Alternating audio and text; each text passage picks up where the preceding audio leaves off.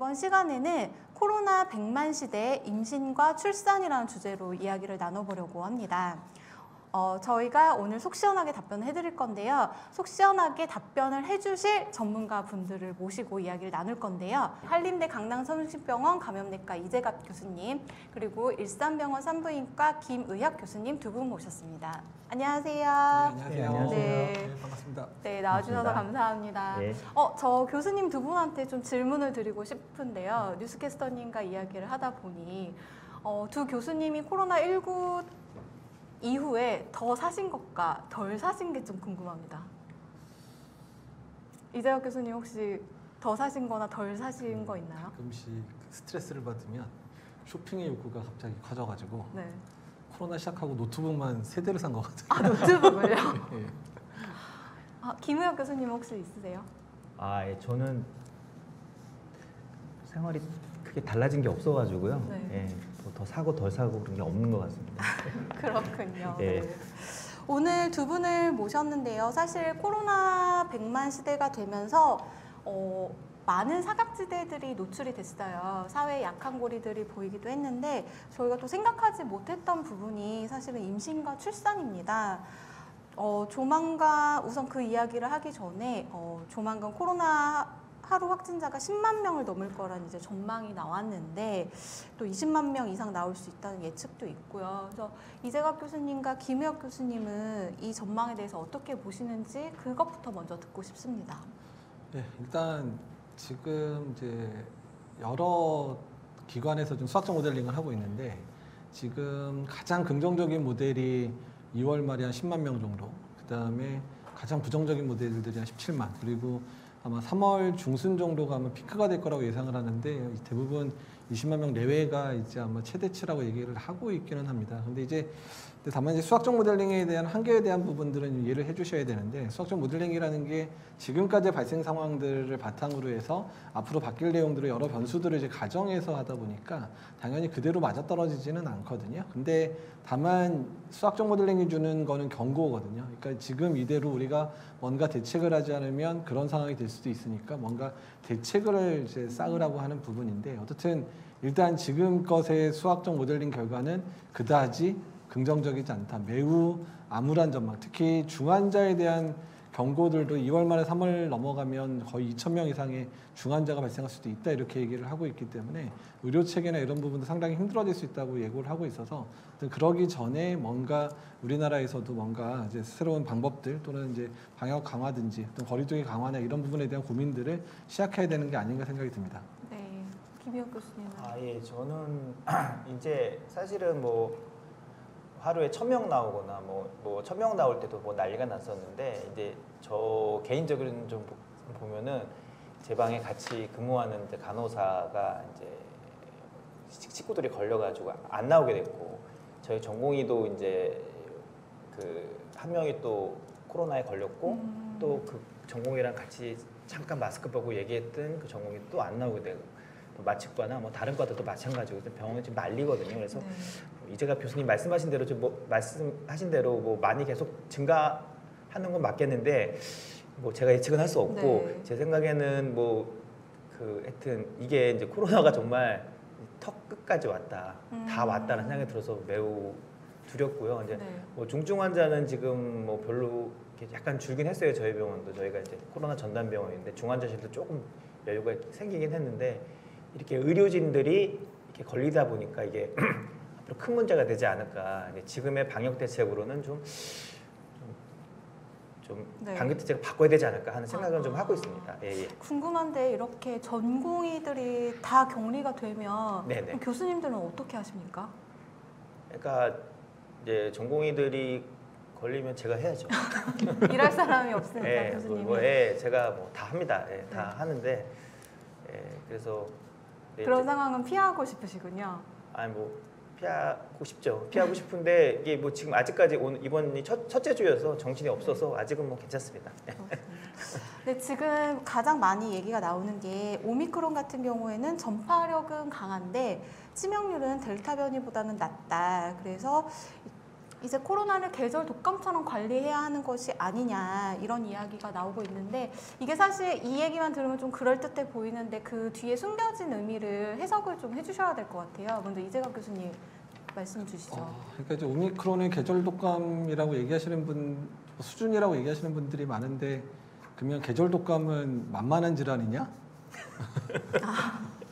부터 계절 독감이 네. 되게 서운할 것 같은데 왜냐하면 우리나라에서 계절 독감이 심하게 유행하는 겨울에 3개월 동안 유행만에 300만 명이 감염이 되고요. 그 중에서 사망자가 3,000명 정도가 보통 2,000에 3,000명이 사망을 하거든요.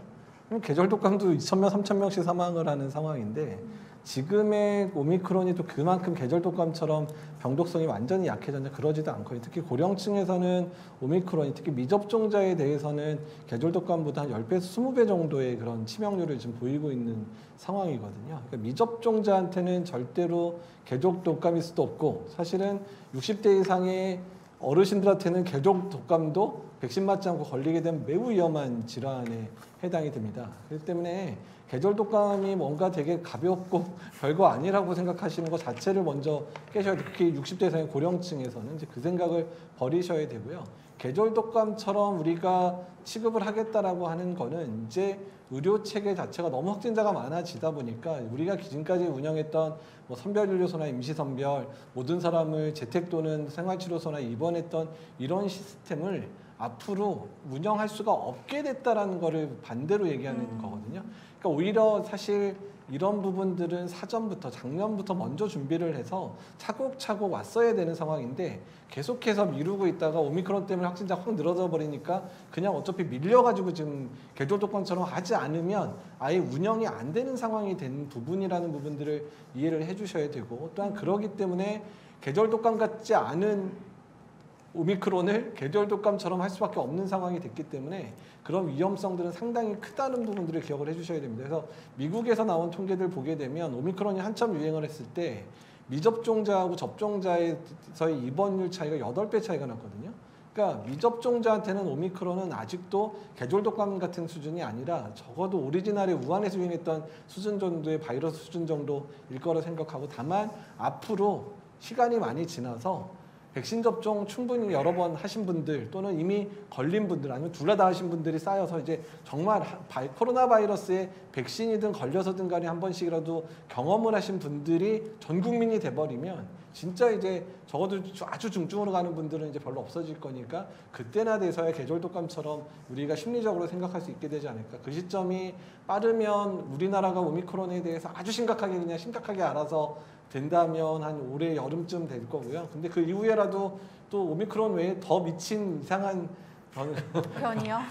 전파력은 오미크론보다 센데 병독성이 델타 같은 그런 게 나온다 그래도 델타 때보다는 덜 하겠죠. 델타 때는 미접종자가 많이 돌아가셨지만 이제 거의 다 걸린 사람 다 걸린 상황에서 델타 같은 게 유행하면 그래도 좀 낫긴 하겠지만 그래도 심각한 상황은 언제도 올 수 있다는 생각들을 하고 계셔야지 너무 만만하게 보시지 말라. 특히 계절 독감이 절대로 만만한 질환이 아니라는 부분들을 기억을 해주셨으면 좋겠습니다. 감히 계절 독감에 비교하지 말아라. 계절 독감은 또 독한 아이다. 네, 그런 의미 같습니다. 네, 교수님 그 말씀 주신 것처럼 이제 현재는 50명 중에 1명이 확진이 되고 있는 상황이잖아요.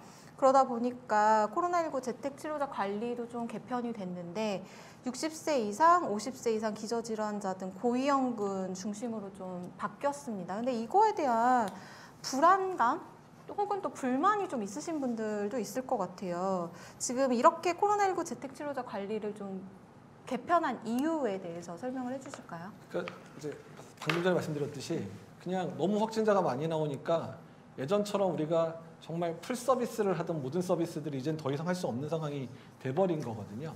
그러니까 우리가 지금까지 재택치료 환자를 볼 수 있는 맥시멈의 이제 그 수준 자체가 한 3만 명 정도 수준이에요. 하루에 3만 명을 넘어서기 시작하면 이제 도저히 감당을 못하고 그리고 정부 차원에서도 정부가 1월 초에 맥시멈 3만 명 정도 갈 거라고 총리께서 얘기를 하셨잖아요. 근데 그때 일부 전문가는 20만 명으로 될 수 있다라고 근데 그 일부 전문가하고 저하고 정채원 교수였는데 네. 그때 총리께서 이제 백브리핑에서 그 얘기하신 게 그 사람들은 비관적인 사람들이고 정부와 일하시는 전문가들은 근데 저희가 정부랑 일을 안 했던가는 모르겠는데 정부하고 일하는 전문가는 3만 명 얘기를 한다 그랬는데 지금 이미 뭐 내일 아마 적어도 5만 명 비슷한 아주 네. 비슷한 수준까지 갈 것 같은 상황들이 되고 있잖아요. 그렇죠. 그러니까 어쩔 수 없는 상황이 된 거거든요. 근데 어쩔 수 없이 되니까 그러면 누구한테 집중할 거냐를 고민하다가 한 게 이제 60세 이상에 집중을 네. 하겠다라고 된 60세에 대한 고위험군들 왜냐면 거기서 사망률이 제일 높으니까 거기서는 정말 중증됐을 때 조금만 놓치더라도 큰 문제가 터지니까 이렇게 결정된 거고 50세 이상의 기저질환자도 사망률이 이렇게 높거든요. 그래서 거기까지 된 겁니다. 근데 그러면 50세 미만 50세 중에서는 이제 기저질환이 없는 분들 40세 미만은 전체가 다 지금 이제 그 들어가는데 사실은 좀 여기에 조금 보완이 필요해요. 왜냐면 네. 20에서 40대에도 이제 면역 저하자도 사실 있을 있고 그중에 임신부도 오늘 임신부 얘기 좀 더 많이 네네. 해주시지만 임신부도 많이 껴 있죠. 그다음에 소아 같은 경우에는 중증으로 진행되지는 않지만 소아는 열이 나거나 이랬을 경우에 부모들의 민원이 엄청 많을 수밖에 없거든요. 근데 이제 약도 예전에는 종합감기약이라도 보내줬는데 이제 종합감기약도 안 보내주는 거거든요. 50세 미만 같은 네. 경우는 이제 그런 상황이 되기 시작하면 처방 수요가 엄청나게 늘어났고 특히 소아 같은 경우는 그런 처방 수요가 되게 많을 거예요. 그래서 저는 만약에 좀 보완이 가능하다면 그다음에 능력이 된다면 적어도 8세 미만의 소아들 같은 경우는 재택 관리를 해주든지 적어도 아니면 적어도 이제 하루에 뭐 2, 3일에 한 번 정도씩 연락을 하거나 약 배송 같은 게 가능하도록 해줘야 되고 그리고 그 재택 키트에 가장 중요했던 것들이 60세 이상은 산소 포화도 기계가 제일 중요한 측면이었고요. 소아는 체온계가 되게 중요한 측면이었고 네. 그다음에 젊은 사람들한테는 해열제를 줬던 게 되게 중요한 해열제랑 종합감기약이 되게 좋아서 네. 그 약을 드시면서 하다 보니까 처방 수요가 별로 없었는데 만약에 이런 종합감기약이나 해열제를 집에 상비하지 않은 상황에서 열이 나기 시작하면 다 이게 처방 수요로 돌아가거든요. 그러니까 상담센터나 외래에 전화가 빗발칠 수도 있는 상황이 될 수도 있기 때문에 그래서 이런 부분을 적어도 종합감기약이나 해열제 같은 경우를 좀 먼저 좀 나눠줄 수 있는 그런 제도를 만들어야지 집에 계신 분들이 좀 덜 불안해하고 좀 덜 불편하지 않을까 이렇게 생각을 하고 있습니다. 그 말씀 주셔서 최근에 어떤 이야기들이 있냐면 미리 대비해서 종합감기약이나 해열제를 집에 구비를 해놔야 된다. 그래야 그런 상황이 생겼을 때 대처할 수 있다. 이런 이야기도 있더라고요. 그거 괜찮은 방법인가요? 괜찮은 방법인데 이런 얘기를 하면 또 약국에 사직? 있는 종합감기약하고 아, 네. 타이레놀 성분의 그런 해열제들이 동의될 것 같기는 한데 근데 어쨌든 그러니까 사실은 그러니까 이게 코로나 시대가 아니어도 집에 해열제하고 종합감기약 정도는 원래 상비적으로 가지고 있어야 네. 돼요. 왜냐하면 주말이나 이럴 때 갑자기 열이 나거나 이럴 때 너무 힘드시니까 그러니까 그런 생각으로 해서 적어도 일주일 정도 사용할 수 있는 종합감기약이랑 또는 이제 특히 타이레놀 성분의 해열제 또는 이부브루펜 성분의 그런 진통소염제 같은 것들을 집에 가지고 계시면 좋을 것 같고요. 그다음에 60세 이상의 어르신들이 있는 집들 같은 경우에는 체온계 반드시 가지고 있으셔야 될 것 같고 산소 포화도 기계도 필요하면 조금 준비를 해놓으시면 좋잖아요. 왜냐하면 너무 환자가 많아지면 재택 배정하는 데까지 시간이 걸려서 2, 3일 내에 상태가 나빠지는 게 모니터가 안 될 때가 있거든요. 네. 그래서 근데 산소 포화도 기계를 또 사람은 또 품절이 될 것 같은데 근데 어쨌든 그런 고민들은 좀 해주시면 좋을 것 같습니다. 원래 품절은 셀럽들만 일으킬 수 있는 거기 때문에 이대혁 교수님 셀럽 인증이 될 것 같습니다. 말씀 주신 것처럼 20대나 뭐 30대 뭐 요새는 고령 임신도 있으니까요. 40대까지 이제 산모들이 참 많아졌는데요. 네네. 산모들 같은 경우에 특히나 코로나19 확 고위험군인데 네. 이게 여러 가지 이유로 백신 접종이 좀 늦었다거나 아니면 뭐 완료를 못했다거나 이런 상황에서 임신을 하시는 경우들이 좀 있어요. 예, 예. 그래서 제일 불안한 건 산모가 확진이 되면 산모뿐만 아니라 태아도 좀 위험한 거 아니냐. 그래서 그런 거에 대한 걱정이 많은데 실제로 산모가 코로나19에 확진이 됐을 때 어떤 위험성들이 있는지 설명해 주시면 좋겠습니다. 예, 일단은 이제 바이러스가 우리 몸 안에 들어오면은 이제 자연스럽게 이제 바이러스를 배출하게 됩니다. 뭐 기침을 한다든지 뭐 하여튼 뭐 가래를 뱉어가지고 배출하게 되는데 이제 임신을 하게 되면은 아무래도 이제 배에서 애가 올라오잖아요. 그러니까 흉곽이 좀 줄어들고 그러면서 또 기관지도 좀 부으면서 가래 배출이 어렵게 됩니다. 예, 가래 배출이 어렵게 되면서 이제 폐렴이 더 잘 갈 수 있죠. 예, 네. 그러니까 아무래도 이제 그래서 힘들게 되고 이제 사실은 뭐 그 코로나 안 걸려도 임산부도 힘듭니다. 사는 게 힘든데 이렇게 이제 몸도 힘들고 그러는데 이렇게 힘들게 되니까 그런 게 이제 폐렴에 더 걸릴 위험도 크고 또 그래서 이제 폐렴에 걸리게 되면은 또 이제 더 회복도 더 어렵게 되는 거죠. 네. 예. 가장 그럼 위험한 건 폐렴인 건가요? 네, 그렇죠. 근데 이제 뭐 이렇게 코로나 때문에 혹시 우리 아기가 잘못되지 않을까 뭐 그런 걱정을 많이 하시는데 실제로 저희 병원이 이제 뭐 분만을 한 90개 넘게 아마 한 것 같은데 단 한 건도 아기한테 간 게 없습니다. 예, 간 게 없고 지금까지 우리나라가 관리가 잘 됐기 때문에 이렇게 외국 같은 경우는 이제 이 사람이 코로나인지도 모르고 막 분만을 막 하고 한참 날릴 때 막 했는데 네. 우리나라는 철저히 관리되면서 그 음압 격리실에서 따로 분만을 잘 했기 때문에 그런지 모르겠는데 단 한 건의 케이스에서도 아기한테 전염된 적은 없고 다만 이 코로나 자체에 의한 바이러스에 의한 어떤 산모의 위험보다는 이 코로나로 인해서 열이 난다든지 아니면 저산소증 걸린다든지 뭐 폐렴 같은 게 걸려서 네. 그런데 그래서 그걸로 인해서 아기한테 영향을 주고 그걸로 인해서 그 저산소증이나 뭐 열 같은 걸로 애기한테 영향을 줘가지고 뭐 조산이 된다든지 네. 아니면은 뭐 애가 좀 잘 안 큰다든지 그런 보고는 저희 병원 자료를 보면은 그런 보고는 많이 있습니다. 그러니까 코로나 자체에 의한 것이 아니라 네. 코로나로 기인된 여러 가지 이제 다른 증상들 때문에 때문인 그렇습니다. 거군요. 예, 애기한테 절대 안 가니까 네네. 걱정 안 하셔도 됩니다. 네, 그 부분은 참 임신하신 산모분들이 굉장히 궁금해하던 부분인데 시원하게 말씀해 주셔서 감사합니다. 제가 조금 더 보충할 네. 게 좀 있어서요. 그 산모가 이제 우리나라는 사실 이제 산모 감염된 사례가 아주 많지는 않아서 통계가 많지 않고 특히 또 우리나라는 관리를 되게 열심히 해주시고 특히 옆에 계신 우리 선생님처럼 산모들 되게 잘 돌봐주시는 병원들이 있어서 산모들이 크게 어려움 겪은 분도 있지만 아주 큰 위기까지 간 적은 없는데 외국의 사례들을 보게 되면 인구 그 산모하고 동일 연령의 여성, 그러니까 이제 임신을 하지 않은 여성과의 그런 사망률 비교를 하게 되면 사망률이 거의 3배. 그래서 임신한 경우에 그 다음에 인공호흡기를 달아야 되는 확률도 3배, 네. 에크모를 달아야 되는 도 3배 정도 됩니다. 그래서 임신 자체가 이제 아까도 설명해 주셨지만 이제 복압이 올라가는 상황이라 숨을 깊게 못 쉬는 상황들이 되기 때문에 폐렴이나 이런 것들이 되게 호발할 수 있고 특히 폐렴도 매우 빨리 진행하면서 그래서 이제 인공호흡기라든지 에크모를 하는 경우들이 상당히 많다고 알려져 있고요. 그다음에 최근에 발표되어 있는 이제 미국 의사협회 자마에서 발표된 내용을 보면 이제 코로나에 걸린 산모에서의 그런 그 뭐 이제 임신성 고혈압이나 이런 빈도도 네. 좀 올라간다 이런 얘기들도 있고 그리고 우리나라는 이제 사산된 아이에서 이제 아이가 코로나 양성 나왔던 적이 한 번 있었던 적이 있는데 네. 전체적으로 지금 출산 이후에 아이들한테 이제 수직 감염이라고 그러죠. 수직 감염된 사례가 외국 사례 이제 메타아날리시스 된 거 보면 한 3.2% 정도 보고가 되고 있거든요. 그래서 일단은 아주 중증, 근데 대부분이 중증으로 이제 앓는 경우에는 태아한테도 전파를 시킬 수 있는 상황들이 벌어질 수도 있기 때문에 그래서 저희가 임신부에서의 백신 접종을 매우 강조하는 이유가 아이의 건강에도 상당한 영향을 코로나에 감염되면 줄 수 있는 부분들도 본인의 건강에도 큰 영향을 줄 수 있기 때문에 그래서 산모들도 임신을 꼭 이제 임신 중에라도 임신 전에 반드시 예방 접종을 하셔야 될 것 같고 임신 중이라도 예방 접종을 하도록 계속 권장을 하고 있습니다.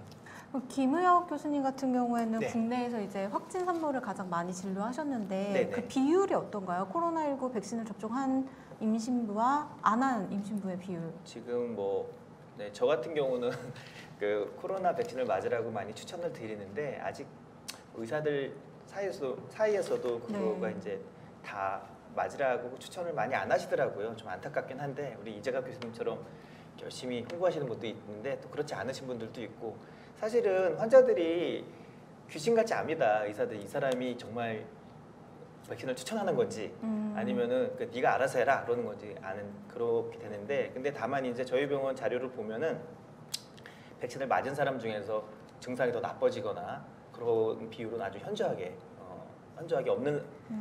떨어진 상태고 네네. 이재갑 교수님 말씀 잠깐 제가 해보면 저희 병원도 데이터를 돌려봤는데 그 같은 나이 임산부와 안 임산부 그러니까 보통 임산부와 비임산부를 비교하는데 역시 한 6배 정도 차이가 많이 났습니다. 무슨 뭐 산소 투여할 확률, 뭐 여러 가지 중환자철절 확률 다 비교해 보면 확실히 안 좋은 게 뭐 확실한 것 같습니다. 네네. 백신이 매우 중요하다. 중요하다. 예. 지금 실시간 댓글 중에 김사랑님께서 임산부는 코로나 확진 시에 이제 중증으로 발전하는 경우가 많나요? 라고 질문을 주셨는데 두 교수님의 말씀을 종합해 보면 예, 확실히 맞다. 더 많이 발전하는 것 같다. 네, 맞습니다. 네, 예. 그런 거군요. 그래서 예. 임신을 한 상태여도 백신 접종은 좀 강력하게 권고한다라는 게 두 분 의견이신 것 같습니다. 현재 제일 사실 궁금한 건요. 산모가 확진이 됐을 때 어떻게 관리가 되고 있느냐이거든요. 그래서 이재혁 교수님은 정책적으로 좀 어떻게 관리가 되고 있는지랑 김혜혁 교수님은 일선 현장에서 실제로 어떻게 관리가 되고 있는지 이거 좀 나눠서 설명해 주시면 좋을 것 같아요. 사실 지금 많은 국가에서 임신부를 고위험군으로 지금 지정을 하고 특별 관리를 해야 된다고 얘기를 하고 있지만 우리나라도 고위험군이라고 인정을 하고 있지만 네. 관리가 다르진 않습니다. 아 그래요? 예, 예. 임신부라고 해서 뭐 생활치료센터나 병상배정이 더 용이한 것도 아니고 사실은 특히 임신 중기에 안정적이면 뭐 재택치료든 뭐 생활치료센터 병원에서 그래도 좀 입원을 시켜주는데 임신 말기가 돼서 이제 출산이 얼마 남지 않으면 언제든 출산할 수 있는 상황이 돼버리면 그 부분을 너무 지금 모든 병원들이 자기네가 출산 네. 못한다고 생각을 하고 네. 있기 때문에 그러니까 어디로 전원할지 막 지금 막 고민. 그러니까 여기는 사실 저는 의인으로 지금 표현을 하고 급여 선생님 같은 김혜혁 분은 교수님. 네, 네. 교수님 같은 분이 거의 네. 의인으로 표현할 정도로 매우 관리가 좀 어려워. 그래서 저희가 작년에 이제 델타 이전부터도 특수한 환자군에 대한 대비를 철저히 해야 된다는 얘기를 계속 얘기를 했었거든요. 그래서 분만 가능한 병원들 많이 만들고 투석 가능한 병원도 많이 만들고 또 수술 가능한 병원도 많이 만들어야 되는데 사실 저희 병원 자체도 뭐 지금 임산부 안 받고 저희가 사실 산부인과로 엄청 유명한 병원인데도 네. 불구하고 안 받고 해서 저희 되게 좀 부끄러운데 어쨌든 이런 부분에 있어서 좀 노력이 병원 특히 이제 대학병원급들이라든지 종합병원급들의 노력들이 상당히 좀 중요할 것 같고 특히 오미크론의 시대에 있어서는 이런 부분들 상당히 중요할 것 같아서 좀 많은 병원들이 특히 이제 마취과 선생님들 또한 산부인과 선생님들과 잘 상의를 해서 분만 가능한 병원을 많이 열어놓는 게 오미크론 시대는 정말 중요할 거라 생각을 하고 있습니다. 저도 적극 공감하는데요. 실제로 병원에서 이제 분만 해보신 선생님 네, 입장에서 제가 볼 어떠세요? 때는 지금까지는 뭐 임산부뿐만이 아니라 모든 환자들을 관리를 잘했기 때문에 뭐 특별히 임산부를 우대 안 해도 뭐 잘 해줬고요. 제 생각에 저희 병원은 그래도 임산부라 그러면은 이렇게 입원을 잘 시켜줬는데 잘 시켜주고 네. 또 사실은 이게 또 이게 참 예민하잖아요. 임신을 하면 예민하기 때문에 대부분 지금은 조금 덜해졌는데 초반기 때는 뭐 난리도 아니었습니다. 막 울고 그 좁은 데 이렇게 방에 갇혀 있으면은 얼마나 우울하겠어요. 또 임산부들 먹고 싶은 게 얼마나 많겠어요. 뭐 그래서 뭐 이렇게 저희가 뭐 이렇게 먹을 것도 가끔 사다 드리고 막 그랬었는데 사비로 사다 주셨습니까? 네, 그런 적 있었어요. 그랬는데 뭐 저뿐만 아니라 저희 네. 간호사 선생님들도 그렇게 했는데 아무튼 그래서 그 우울 자체가 또 애기한테 안 좋기 때문에 그래서 하여튼 되도록 안 걸리는 게 좋죠. 네. 사실 임신한 분들, 특히 출산이 임박한 분들이 가장 걱정하는 건 그 얼마 전에 사건이 한 번 있었잖아요. 사건이라기보다는 이제 감염 우려 때문에 병원에서 확진 산모를 받지 않아서 결국에 구급차 안에서 출산했던 네네네. 게 있었는데 예. 이게 임신하신 분들, 분만을 앞두신 분들은 사실은 굉장히 공포스러운 기사 중에 공포스럽죠. 하나였죠. 예. 지금 상황은 좀 어떤지. 그러니까 네. 이제 저희가 이제 저도 그 소식을 들었어요. 뭐 경기도 지역이어서 사실은 뭐 우리 병원도 연락이 왔을 수도 있는데 제가 그때는 잠깐 없었는데 저는 연락을 못 받았는데 사실은 아기를 이제 분만을 해야 되는데 분만할 장소가 없다. 이게 참 엄청 불안하거든요. 그 산모가 얼마나 불안했겠어요. 네. 그래서 이런 일이 좀 없어야 된다고 생각하는데 이제 그런 일이 또 지금 벌어지고 있습니다. 사실 어제도 저희 병원에 이제 네. 두 번째 아기였는데 거의 만삭 이제 오늘이 예정일이었는데 어제 온 거죠. 이제 피가 나서 왔는데 이제 분만이 임박했다는 그러는 건데 뭐 5만 군데 연락을 해도 안 된다고 그래서 그냥 일단 우리 병원으로 와가지고 그냥 네. 응급실에서 지치하다가 이제 분만을 했습니다. 했는데 아이는 잘 나왔나요? 아이는 잘 나왔는데 이게 이제 분만 자체가 이제 저희가 산부인과에서만 분만한다고 끝나는 게 아니라 또 소아과에서도 애를 또 격리해야 되고 또 마취과 또 허락도 받아야 되고 네. 이런 여러 가지 문제가 있기 때문에 사실 저희만 된다고 되는 게 아닙니다. 그래서 저희는 뭐 분만을 하고 싶지만 그렇지 못하는 경우도 많고 저 이제 소아과 같은 경우도 이제 소아과 같은 경우도 이제 애를 또 격리를 해야 되니까 그런 것들이 그런 것들이 많이 어떤 제한이 되는 것 같습니다. 네. 그러면은 이제 확진 산모가 출산을 하면 일단 산모 격리, 아이도 우선적으로는 격리를 하는 건가요? 따로? 일단은 저희 일단 가이드라인은 아기가 혹시 감염될 수도 있으니까 네. 아기 이제 그런 사례는 아직 없었지만 없었습니다. 네. 없었고 태어나자마자 이제 코로나 검사를 하고 24시간 있다가 또 검사를 한 번 더 해서 2번 음성이 되면 이제 아기를 이제 격리하는 건데 사실 뭐 어른들이야 이제 코로나 병실에서 이렇게 단체로 넣어놔도 아프면 이제 전화 걸어서 아프다 그러면 우리가 치료해주면 네. 되는데 아기는 그게 안 돼요. 아기는 어떻게 할 수가 없잖아요. 옆에 그렇죠. 누가 한 명 지키고 있어야 되는데 그 음압병실 그 한 군데에서 아기를 인큐베이터에 놓고서 이제 간호사 선생님들이 이제 24시간 돌아가면서 3교대로 보는 거예요. 그러니까 쉽지 않죠. 예. 그렇죠. 그렇죠. 예, 아기를 계속 봐야 돼요. 옆에. 예, 계속 봐야 돼. 물론 뭐 큰일은 없겠지만 아기가 혹시라도 무슨 일이 생기면 안 되니까 그래서 그런 것들이 소아과에서 많이 좀 힘들어합니다. 예, 네. 힘들어하고 이제 우리는 이제 뭐 분만하면 그만이지만 그쪽에서는 또 애를 또 케어해야 되는데 이게 이제 한두 명이면 괜찮은데 이제 여러 명 계속 매일매일 되면은 그 애기 하나를 갖다가 혼자서 보게 되면은 그게 많이 힘듭니다, 사실은. 그렇죠. 예. 아, 그러면 지금 현재 얘기를 들었을 때 내가 확진 산모다, 출산을 앞뒀다. 그럼 김우혁 교수님한테 가면 되는 겁니까? 아니면 뭐 다른 병원에 가도 되는 건가요? 아 그거는 이제 그 산모의 그 배정은 그 중수본에서 어레인지를 하고 있습니다. 하고 있는데 그 뭐 이렇게 좀 많이 어렵습니다. 이게 옛날에는 저한테 연락을 하고 많이 왔었는데 이게 또 이게 제가 혼자서 제가 하겠다고 해서 하는 게 아니고 저희 네. 그 감염내과에 연락이 돼서 거기서 이제 뭐 소아과 그다음에 마취과 다 이제 알아본 다음에 가능하다 그러면 저희한테 연락이 옵니다. 예. 근데 웬만하면 다 네. 이제 그럼 중수본에서 병원에 배정한다는 것은 확진 산모를 받아줄 수 있는 병원들이 있다는 건데 혹시 그 병원들은 어디 있는 건가요? 그 제가 몇 군데를 알고 있는데 그 뭐 아, 비밀은 아니시죠? 비밀은 아닌데 네네. 제가 그 정확하게 어떻게 돌아가는지 잘 몰라서 말씀드리기 좀 아. 어려운. 어차피 중수본에서 배정을 해야 되고요. 중수본 네. 그렇기 때문에 병원 이름은 그 일반인이 안다고 해서 그분이 병원에 연락한다고 거기에 배정이 되는 것도 아니에요. 아닙니다. 네네. 예. 그러니까 이제 어차피 중수본에서 배정을 하니까 일단은 출산이 임박한 상황이라 그러면 바로 보건소통해서 신고를 하면 보건소가 이제 각 그 권역별로 있는 이제 병상 배정반들이 있거든요. 그러니까 수도권 병상 배정반 뭐 이제 그 지역마다 있는데 그 지역의 병상 배정반에서 그 지역에서 가능한 병원들을 알아보고요. 일단 자기 권역에 있으면 자기 권역에서 수용을 하는데 자기 권역이 안 되면 다른 권역이 요청해서라도 이제 알아봐서 이제 수용을 시키는 그런 방식으로 진행이 되고 있습니다. 아, 그렇군요. 근데 제가 좀 몰랐던 사실을 알았는데요. 산모들이 출산을 할 때 요즘에는 마스크를 쓰고 출산을 한다는 얘기를 들었거든요. 이게 산모와 신생아의 감염 예방을 위해서 그렇게 해야 되고 산모는 출산 3일 전에 코로나19 검사를 받아서 음성이 나와야 된다 이런 이야기가 그게 있습니다. 이제 일반 수술이면 가능한데 원래 뭐 분만이라는 게 뭐 지금 당장이라도 직접 연락이 올 수도 있는 그런 거잖아요. 그래서 저희 병원 뭐 이것도 뭐 저희 병원의 같은 경우는 임산부는 그거를 면제해 줬습니다. 그래서 증상이 있으면 예를 들어서 열이 나거나 뭐 기침이 심하게 하거나 그러면은 뭐 이제 기다렸다 하는데 그렇지 않으면 일단 들어와서 저희 분만실로 들어와서 코로나 검사를 해요. 1시간 반이면 나옵니다 요새. 네. 그래서 뭐 좀 1시간 반 동안 약간 격리했다가 그다음에 분만하면 대부분 뭐 1시간 반 정도는 그냥 뭐 견딜 수 있나요? 준비하다 보면 지나가기 때문에 그래서 대신에 이제 산모들 보고 너무 임박해서 오지 말아라. 배 아프면 좀 빨리 와라. 예. 그렇게 말을 하고 있죠. 그렇군요.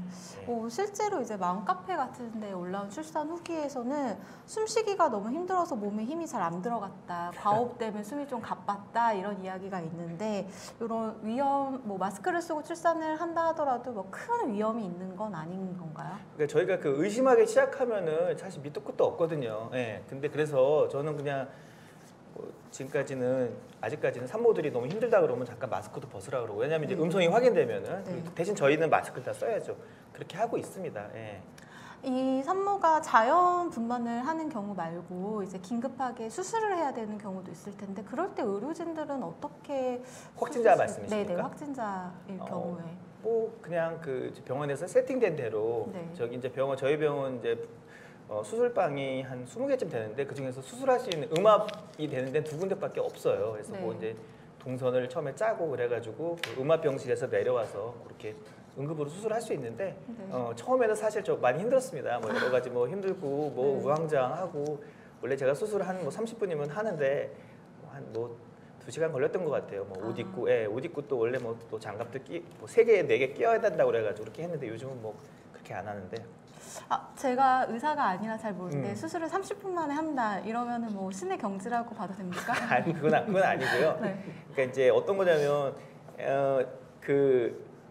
처음에 할 때는 감염관리실에서 이제 모두 다 들어간 다음에 이제 산모가 들어와서 그러니까 처음부터 끝까지 제가 다 본 거죠. 근데 원래 수술은 그렇게 안 하고 이제 환자가 먼저 산모가 들어오면은 마취 다 하면 부르면 그때 내려가서 이제 수술을 하거든요. 이제 그게 30분이라는 네, 거죠. 네, 네. 수술 시간이에요. 근데 실제로는 환자가 들어갔을 때 그 준비하고 뭐 뒤처리하고 그런 시간까지 다 하면 훨씬 더 길잖아요. 근데 그 시간 내내 계셨다.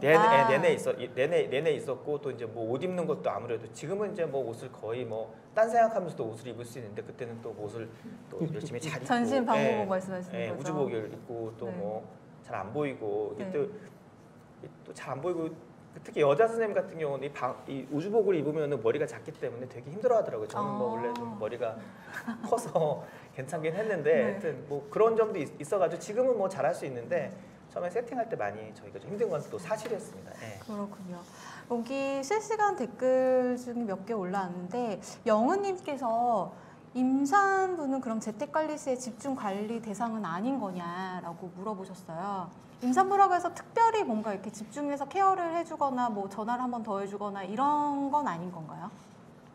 재택에서 치료를 그러지는 할 않습니다. 때. 일단 근데 다만 이제 임신부니까 이제 재택을 담당하는 간호사들이 조금 더 신경을 쓰고 증상학과 없는지, 특히 이제 분만통이나 아니면 이제 뭐 출혈이나 이런 거 없는지에 대한 부분들은 더 세심하게 물어보기는 하는데요. 그 이제 건강하게 있는 산모들 같은 경우 임신 한 20주에서 또 32주 정도, 저도 뭐 성백가서는 아니지만 거의 이제 크게 문제 없는 시기여서 네. 거기 그때 분들은 그래도 크게 문제 없이 이제 보통 지내시고요. 근데 다만 이제 아까도 계속 말씀드리지만 임신 후기에 이제 네. 접어들기 시작하면 의사도 그렇고 재택하는 간호사도 긴장하고 환자분들 다 네. 불안해하셔가지고 입원시키시더라고요. 네. 예. 그렇군요. 예. 네, 알겠습니다. 이번에는 조금 훈훈한 소식을 좀 전해드려 보려고 하는데요. 의료진들이 헌신을 해서 만들어낸 기적이라는 내용인데요. 출산 후 한 달 만에 깨어난 확진 산모에 대한 이야기입니다. 지금 사진이 나가고 있는데요. 저거 김우혁 교수님과 관련이 있다고 들었습니다. 저 사진이 설명을 좀 해주시죠. 이 산모가 원래 만삭이 40주인데 한 35주 정도에 저희 병원에 입원을 하셨어요. 이제 코로나로 입원을 하셨는데 남편한테 이제 걸리신 것 같아요. 그래서 남편도 같이 입원을 하셨었는데 처음에는 괜찮았어요. 뭐 얘기도 잘 하고 막 이제 그랬는데 갑자기 한 이틀 후부터 계속 이렇게 기침을 하시고 이제 폐렴이 심해지시는 겁니다. 그래서 네. 코로나가 뭐 별거 아니라는 사람도 있는데 저는 사실 되게 무섭더라고요. 갑자기 나빠지는 경우를 많이 봐가지고 그랬는데 점점 안 좋아지고 이제 이 산소 포화도가 떨어져가지고 저희가 이제 산소 포화도 높이는 이제 뭐 렘데시비어라는 약도 쓰고 그다음에 뭐 스테로이드 쓰고 그랬는데 그래도 안 좋아져가지고 이제 고민을 하다가 도저히 안 될 것 같아가지고 제가 이제 분만을 했습니다. 예, 이제 분만을 했는데 그때 이미 폐는 뭐 엉망이었었어요. 그런데 더 기다리면 아기도 더 위험해질 것 같아서 이제 제가 수술을 했는데 이제 수술 직전에 이제 마취과에서 도저히 척수 마취는 어려울 것 같다. 전신 마취를 하자. 그래서 이제 했는데 산모한테 조금만 자고 일어나면은 이제 괜찮아질 거다라고 말씀을 딱 드렸는데. 예, 이제 산모가 아기는 건강하게 잘 낳았는데 산모가 이제 일어나서 깨지를 않는 겁니다. 예. 네. 그래서 이제 중환자실로 갔습니다. 예, 중환자실로 이제 갔는데 중환자실에서도 계속 산소 포화도가 좋지 않아가지고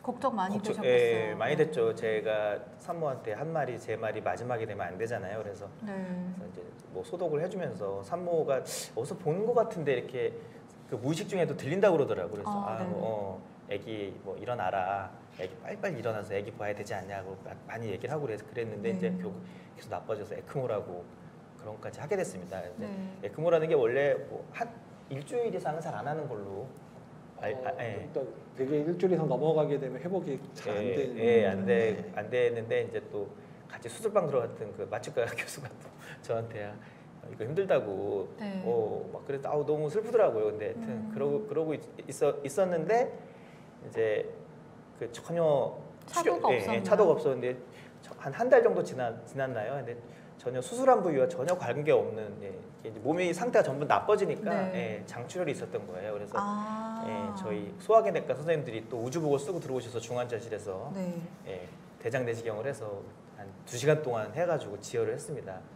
지혈을 했더니 이제 아, 그 뒤에 그러면 깨어나신 거예요? 예, 깨어나고 예, 아주 좋아지고 이제 좋아졌는데 한 달 넘게 이렇게 누워 계시니까 이제 근육이 하나도 없어, 팔 들 힘도 없는 거예요. 네. 그래서 이제 우리가 그 사이 이제 수혈도 했거든요. 근데 네. 에크모를 오래 하면 수혈을 해야 되는데 또 피도 없잖아요. 요즘 또 피 아, 없습니다. 네, 예, 모자라다고 예, 하더라고요. 그래서 저희 간호사 선생님들이 또 수혈도 해주고, 그러셨군요. 예, 지정 헌혈도 해주고 그래가지고 네. 아주 그냥 정말 깨어났고, 깨어나서 이제 아기를 처음 보셨겠죠. 한 40일 만에.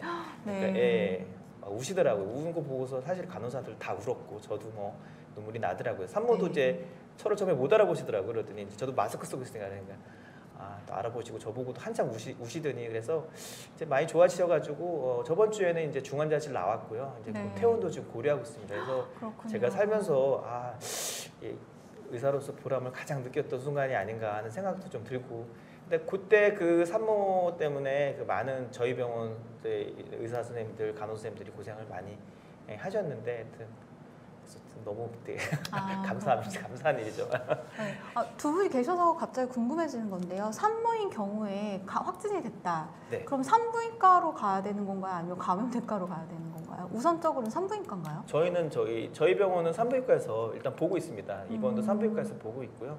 그다음에 이제 감염내과에서 혹시 뭐 이제 아까 말씀드린 그 산모 같은 경우는 처음엔 제가 받았다가 제가 이제 도저히 제가 감당이 안 되니까 감염내과로 넘겨서 보는 거죠. 아무래도 그런 거는 보는 거고. 네네.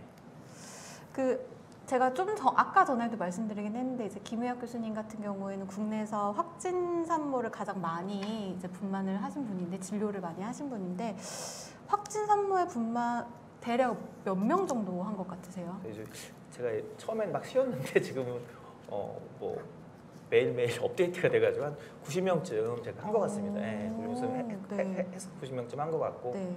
예. 그다음에 이제 네. 뭐 확진됐다가 이제 격리 해제된 다음에 다시 오는 산모들도 있고 그래가지고 다 합치면 한 90명쯤 되는 거죠. 그러면 확진 산모만 진료하신 거를 따지면 한 몇백 명 수준은 됩니까? 지금 저희 병원에 입원하셨던 분들은 한 300명이 350명쯤 되는 것 같아요. 그렇군요. 예. 저 혼자 한 건 아니고요. 저희 네. 병원에 같은 윤지선 교수님이라고 저 균의 스텝쌤이랑 같이 둘이서 하고 있습니다. 제가 혼자 다 한 건 아니고요. 이게 사실은 이 코로나 블루 속에서도 피어나는 그 아름다운 이야기들을 찾아보는 코로나 핑크라는 순서예요. 그래서 이재갑 교수님한테도 여쭤보고 싶습니다. 사실 감염내과에서도 확진 환자들을 보면서 가슴 뭉클한 사례들도 많이 있으셨을 것 같은데, 혹시 기억에 남는 사례 있으신가요?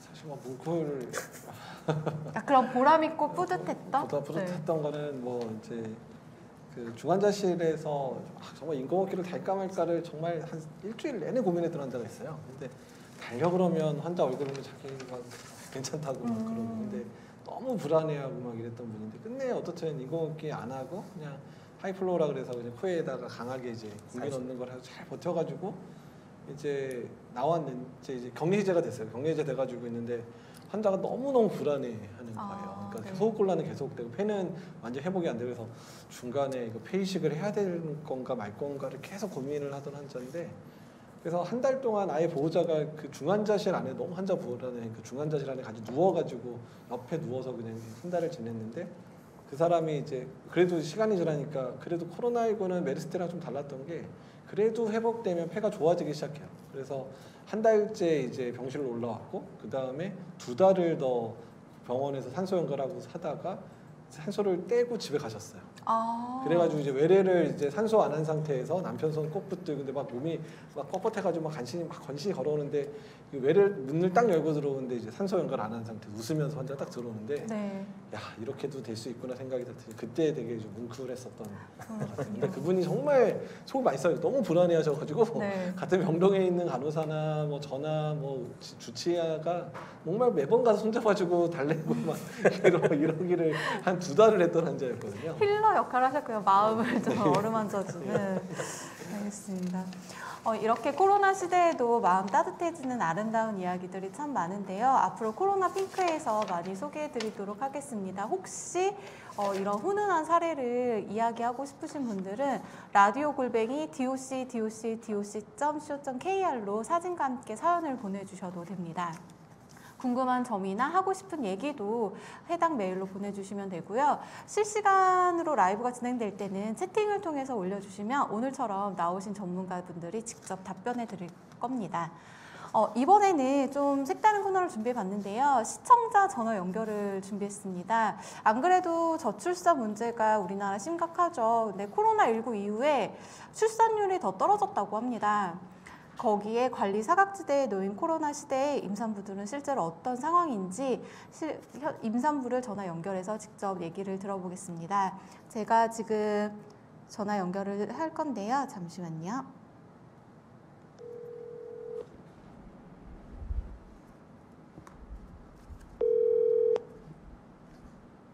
네, 여보세요? 네, 안녕하세요. 김성은 씨시죠?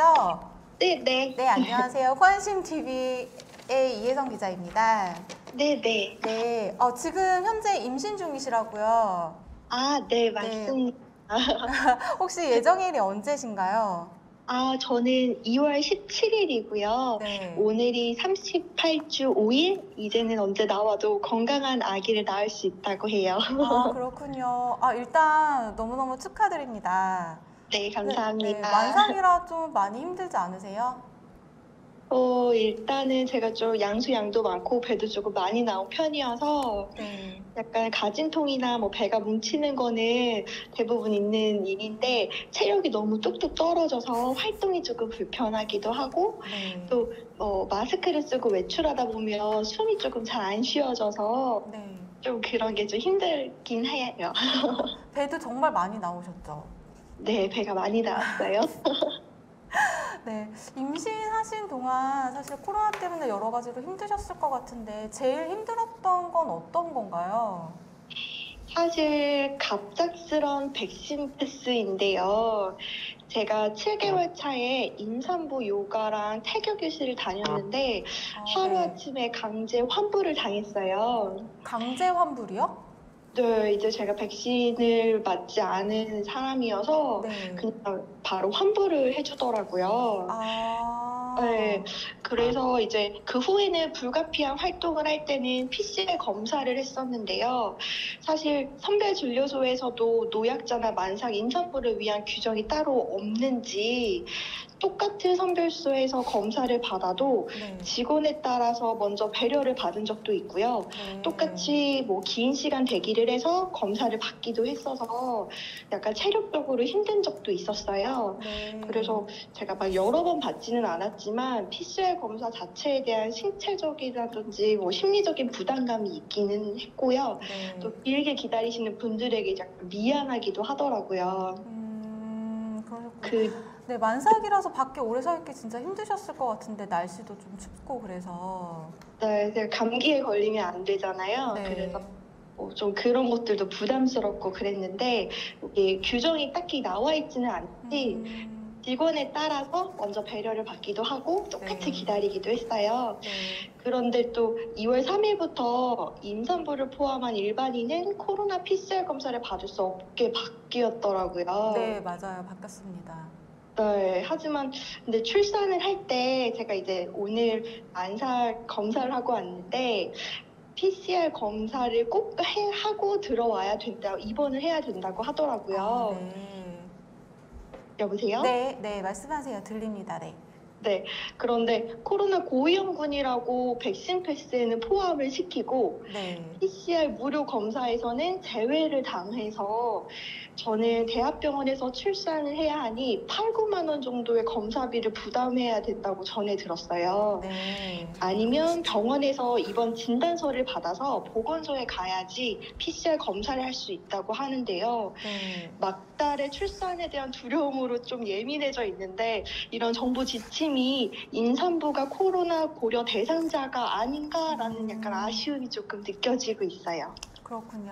오늘 저희 프로그램에는 이재갑 감염내과 교수님하고 김의혁 산부인과 교수님이 나와 계십니다. 그래서 사실 궁금한 걸 다 여쭤보실 수 있는 시간인데요. 현재 두 분에게 가장 궁금한 게 무엇인지 좀 여쭤봐 주시겠어요?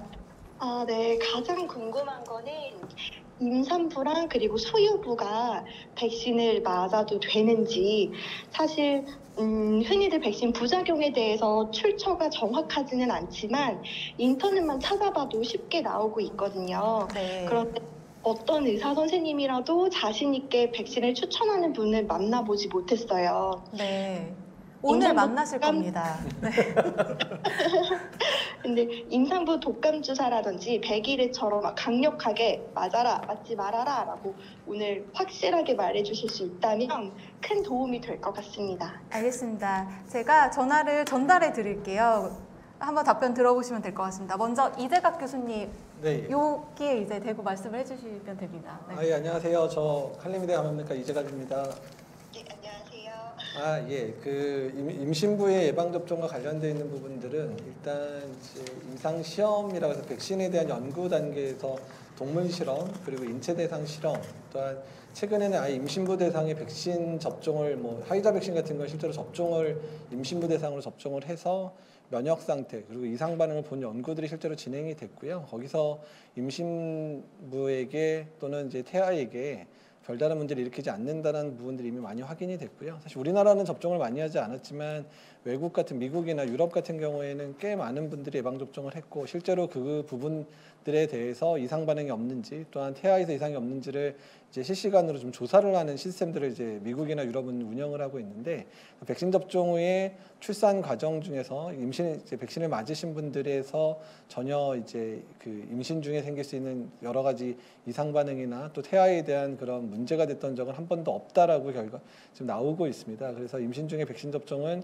가능하다. 또한 그 많은 부분들이 외국에서의 많은 임신부들이 이미 접종을 한 기록들이 나오고 있는 상황이어서 일단은 지금 수준 정도의 연구라면 이제 독감이나 백일해를 우리가 임신 중에 꼭 맞고 계시잖아요. 그 정도 수준 정도의 안전성 자료는 확보했다라고 보시면 될 것 같습니다.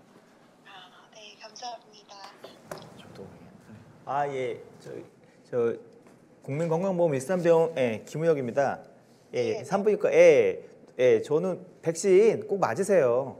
예, 꼭 맞는 게 좋고요. 그 신생아 같은 경우는 주사를 맞을 수가 없잖아요. 항체가 안 생기는데 우리 김서원 씨가 주사를 맞으면은 그 항체가 2주 정도 있다가 항체가 생겨가지고 아기한테 넘어가게 돼서 아기도 안 걸릴 수가 있습니다. 아기 마스크 씌울 수는 없잖아요, 그렇죠?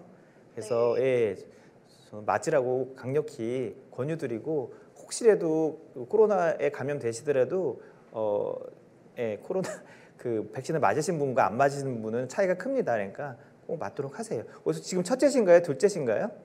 저는 첫째예요. 그리고 이제 유행을 많이 하고 있으니까 제가 이거는 좀 다른 얘기인데 혹시 병원에서 유도분만 같은 거 권유하시면은 유도분만 하는 것도 나쁘지 않습니다. 왜냐하면은 또 계속 기다리다가 또 코로나에 걸릴 수도 있고 요즘 누가 누군지 알 수가 없잖아요. 그러니까 혹시 유도분만 같은 것도 39주 정도에 돼서 하는 것도 이런 코로나 시국에서는 나쁜 선택 같지는 않습니다. 예. 잠깐만요. 교수님 굉장히 열정적으로 답변해주고 계세요. 그 네. 이재갑인데요. 한 가지 더 말씀드릴 거는 이번 예정이신 분들에 대해서는 이제 선별진료소나 병원에서 하는 검사, 병원에서는 아마 일부 수가를 내긴 하지만 전체 수가를 다 받지는 않고요. 그다음에 그 선별진료소에서도 이번 예정인 증명할 수 있는 서류만 들고 가면 무료로 검사 진행되니까요. 그 부분은 이번 전에 하는 검사 무료로 진행되는 부분 다시 한번 확인시켜 드리려고 했습니다. 네, 알겠습니다. 네, 오늘 궁금한 거 다 해결이 되셨나요? 네, 그래도 뭔가 전문가 두 분이 속 시원하게 백신에 대한 네. 확신을 주셔서 저는 얼마 남지 않아서 아직은 백신을 맞지는 않을 것 같은데 소유분인데 맞으세요. 아기 낳고 나서 또 조금 안심하고 맞을 수 있을 것 같습니다. 네, 얼마 안 남으셨는데 순산하시기를 바라고요. 건강한 아이 출산하시길 바랍니다. 네, 알겠습니다. 네. 감사합니다. 네, 감사합니다. 네, 오늘 가장 듣고 싶었던 답을 굉장히 단호박으로 들으셨는데요. 마음이 좀 놓이신 것 같아요. 그래도 출산 후에 꼭 맞겠다고 하시니까요. 어떻게 좀 뿌듯하시겠습니다, 두 분. 네. 원래 산모들이 강력히 얘기하면 말 다 잘 듣더라고요. 그러니까, 네네. 근데 이제 그 애매하게 말씀을 하면은 좀 아무래도 고민을 많이 하시더라고요. 저는 그냥 사실 강력하게 얘기하고요. 뭐 여러 가지 뭐 부작용이 있지만 제가 흔히 하는 부작용으로 사실 뭐 이제 혈전증 같은 경우는 그 뭐 100만 분의 1 뭐 그 정도거든요. 네네. 예, 100만 분의 1 정도인데 그 사실 피임약 같은 게 1000분의 1이거든요. 1000배가 높아요. 그래서 네. 피임약 잘 먹잖아요. 예. 네. 근데 왜 이게 백신 가지고는 그러는지 모르겠습니다. 예. 그렇군요. 예. 알겠습니다. 제가 이 전화 통화를 하면서 궁금한 점이 좀 생겼는데요. 이 모유 수유를 할 때 이거 백신을 맞아도 상관이 없는 건지. 예, 예. 일단은 모유 수유 같은 경우도 여러 가지 가이드라인에서 사실은 이 백신이 균이라고 생각하는 사람인데 균이 아니거든요. 균이 아닌 거고요. 그래서 백신을 맞으면은 그 모유를 통해서 그 아기한테 또 항체가 넘어갈 수 있습니다. 그러니까 네. 엄마도 좋고 신생아도 좋고 네. 그런 거니까 꼭 모유 수유 때도 뭐 상관없이는 꼭 맞는 게 좋습니다. 예. 그리고 제가 또 궁금한 게 하나 있는데요. 백신 접종을 한 경우 그 항체가 아이한테도 전달이 된다 이런 이야기가 있는데 그때 이 백신 접종은 시기와는 상관이 없나요? 그 임신부에서 예방 접종을 하게 되면 일단은 이제 저희가 이제 그거를 확인하는 연구들이 어떤 거냐면 아이가 태어나자마자 그 태반 있죠. 태반에 있는 네. 혈관에서 피를 뽑아가지고 이게 이제 항체가 있는지 엄마의 항체가 있는지를 확인하면 거의 대부분의 그 태반에 있는 혈관에서 엄마의 항체가 보이거든요. 그러니까 아이한테 항체가 이제 넘어간다는 자료들은 상당히 많이 이제 보고되고 있는 상황이고요. 네. 근데 이제 아직까지 이제 확인되지 않은 거는 이제 엄마가 예방접종했었을 때 아이한테 얼마나 예방 효과가 있는지는 아직까지 이제 그런 논문이나 이런 게 아직 구체적으로 나오지는 않아서 네. 이제 숫자가 많지 않은데, 근데 기존에 이제 이미 이제 그런 부분들이 증명되어 있는 백신이 있는데, 인플루엔자 백신 같은 경우는 엄마가 임신 중에 예방 접종을 하게 되면 그 항체가 아이한테 충분히 넘어가고 아이가 이제 그 태어나서 6개월까지 독감 예방접종 못 맞잖아요. 네. 그 독감 예방접종에 못 맞는데 그 6개월 동안에 엄마에서 받은 항체를 통해서 아이에서의 독감 예방이 실제로 되더라라는 논문들이 꽤 많이 나와 있거든요. 그래서 그런 걸 가정할 때 이제 그 코로나 백신을 맞더라도 아이들이 어렸을 때 뭐 당연히 예방접종 뭐 신생아 때 예방접종 맞을 수 있는 거 나올 때까지 2, 3년 걸릴 수도 있거든요. 근데 어쨌든 간에 그 아이들이 이제 걸릴 수 있는 거 이렇게 예방할 수 있다는 부분들 고민을 해주시면서 접종을 고민을 하시면 좋겠고요. 그래서 파상풍 얘기만 좀 잠깐 드리는데, 파상풍은 임신 중에 27주에서 36주의 뒤늦게 꼭 임신 후기에만 접종하라고 하는 이유가 있는데, 네. 그거는 파상풍 예방접종에 저희가 이제 파상풍 예방접종을 하니까 거기에 100일 예방접종이 들어서 하는 건데, 네. 100일에 같은 경우는 태반을 통해서 그 항체가 정말 아주 조금 넘어가거든요. 그러니까 그래서 임신 후기에 엄마가 예방접종 매 임신 때마다 맞아서 100일에 대한 항체를 충분히 올려놓으면 그 100일에 대한 항체가 아이한테 그래도 어느 정도 넘어가는 거로 돼 있고요. 그래서 아이들이 100일에를 태어나서 1, 2개월 안에 100일에 걸리게 되면 사망하는 경우들이 상당히 많거든요. 그래서 엄마한테 받은 100일의 항체를 가지고 이제 DTP라고 해서 100일 예방접종하는 네. 2개월까지 보호하는 측면에서 지금 하고 있어서, 그래서 인플루엔자는 임신 중에 아무 때나 맞아도 상관없지만 100일에가 들어있는 파상풍 예방접종은 임신 27주에서 36주, 그 다음에 이제 코로나 백신 같은 경우는 이제 아이에 대한 예방 효과나 부분들은 증명되고 있는 단계이기는 하는데 임신 중 어느 때나 맞을 수 있다, 이렇게 얘기를 하고 있습니다. 네, 그렇군요. 저희가 다음으로 팩트 체크를 좀 해보려고 하는데요. 지금 그 시청자와 전화 연결한 뒤에 댓글이 많이 달렸습니다. 일단 좀 몇 가지 읽어봐 드리면요. 일단 그 김서은 씨에게 순산하시라고 유나비님이 응원했고요. 동동님 같으세요. 김의혁 교수님 따뜻한 마음의 소유자시네요. 라고 하셨고요. 구리구리S님, 이거는 이재욱 교수님한테 하신 말씀인 것 같은데, 교수님 숨 쉬면서 이야기하세요. 네, 그리고 강의를 하고 계십니다. 그래서 호흡에 대해서 걱정하셨고요. 네. 그리고 네, 은혜님도 만삭 임산부님 힘내세요. 건강한 아기 출산하길 기원합니다. 김사랑님도 건강하게 출산하길 기원합니다. 라고 하셨습니다. 네, 응원해 주셔서 감사하고요. 이 댓글 본 이제 저희 시청자분도 힘을 얻으셔서 건강한 아이를 출산하실 것 같습니다. 네, 일단 저희가 오늘 두 전문가를 모셨기 때문에 또 안 해볼 수 없는 코너가 있습니다. 바로 팩트체크인데요. 사실 코로나 관련해서 새로운 연구 결과와 출처를 알 수 없는 풍문이 넘쳐나고 있습니다. 코로나19 시작된 이후로 계속 이어지고 있는데요. 그중에는 팩트도 있고 가짜 뉴스도 있고 또 어쩐지 매우 그럴듯해서 이걸 믿어볼까 하면서 믿어보시는 분들도 있으실 텐데요. 대체 뭐가 맞고 뭐가 틀리는지 이재갑 교수님과 김혜혁 교수님 두 분 모시고 팩트체크 해보도록 하겠습니다. 네, 일단 제가 첫 번째 질문 드릴게요. 임산부도 방역 패스가 적용됐지만 임산부 백신 접종률은 현재 10%밖에 안 된다고 합니다. 그래서 무엇보다 백신이 태아에 미치는 영향을 걱정하시는 분들이 많은 것 같은데 두 분이 이 문제를 정리를 좀 해주시면 좋을 것 같습니다. 사실 앞서서 다 말씀해 주시긴 했는데요. 간단하게 요약해 주시면 좋을 것 같습니다. 그래서 방역 패스를 면제를 안 해드린 거는 그러니까 예방 접종을 잘 하셔야 되는 부분, 그러니까 고위험군인 네. 부분도 있고, 그다음에 오히려 지금 임신부들이 예방 접종을 잘 안 하시려고 하잖아요. 근데 만약에 방역 패스 적용을 안 해서 임신부들이 다중이용 시설에 자주 가시게 되는 상황들이 돼버리면 거기서 감염이 됐을 경우에 생길 수 있는 그런 일들이 많다 보니까 두 가지 이유가 다 있는 겁니다. 그러니까 백신 접종을 하도록 하는 부분도 있지만 오히려 다중이용 시설에 백신 접종을 지금 많이 안 하고 계시니까 다중이용 시설에 자주 다니면서 혹시 감염되게 되면 임신 중에 아까도 계속 이제 뭐 교수님도 말씀하고 저도 얘기 드렸지만 임신 중에 코로나에 걸렸을 때 임신에 주는 영향들이 상당히 그런 부분들이 많고 본인 건강, 아이의 건강까지도 영향을 줄 수 있기 때문에 안전하게 해드리려고 방역 패스 면제를 안 해드린다고 생각을 하셔야 되는 게 맞습니다. 네, 알겠습니다. 김혜혁 교수님 혹시 추가로 하실 말씀 있으실까요? 뭐 같은 의견이세요? 네, 같은 의견이고요. 자꾸 뭐 이게 만에 하나라고 말씀을 하시는데 실제로 지금 이렇게 전 세계적으로 이렇게 짧은 기간 내에 거의 100억 도스가 넘게 아마 제가 맞은 걸로 알고 있고 지금도 하루에도 뭐 2천만 명, 3천만 명 정도가 맞는다고 지금 알려져 있는데 그 예전에 무슨 뭐 이렇게 살리도마이드 같은 약들 매우 위험한 약들이었잖아요. 그런 거 얘기하면서도 혹시 행여나 모른다라고 말씀하시는 분들이 많은데 사실은 지금은 이제 정보화 시대잖아요. 이제 어느 나라나 지금 다 이 데이터를 열어놓고서 다 이렇게 얘기하고 있습니다. 뭐 혹시라도 무슨 부작용이 있었다 그러면은 뭐 바로 CDC나 아니면은 뭐 FDA나 다 할 거고 이렇게 전부 모든 전 세계인들을 이렇게 속일 수 있는 이런 시스템은 없습니다. 그러니까 안심하시고요.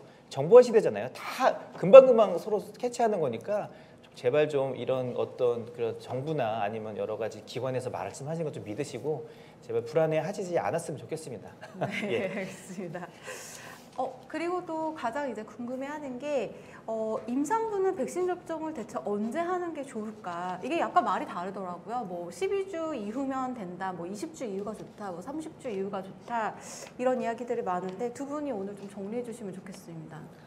일단 지금 있는 모든 데이터를 바탕으로 말씀드릴 때 임신 주수와 무관하게 접종하는 게 맞겠다. 왜냐하면 임신 초기에서 생길 수 있는 이제 그러니까 코로나에 걸렸을 때 생길 수 있는 여러 가지 문제들. 그러니까 임신 초기에는 이제 산모가 위험하기보다는 태아가 위험한 상황들이 사실 더 많거든요. 네. 그러니까 조산이나 사산의 위험도가 높아진다고 좀 알려져 있기 때문에 임신 초기에는 태아를 보호하는 측면에서 그러니까 코로나 감염됐을 때 이제 임신 초기에 아이들한테 문제가 생길 수 있으니까 그런 이유 때문에 접종을 하게 하고요. 임신 후기가 넘어가면 넘어갈수록 이제 아까 이제 말씀하신 그런 산모처럼 폐렴이 매우 빠르게 진행하는 특성들이 있습니다. 이거는 이제 폐 자체가 눌려서일 뿐만 아니라 임신 상태 자체가 일종의 면역 저하 상태라고 우리가 좀 이게 면역학적으로 표현을 하는데 왜냐하면 태아라는 것 자체가 엄마한테 보면 이거는 다른 사람이잖아요.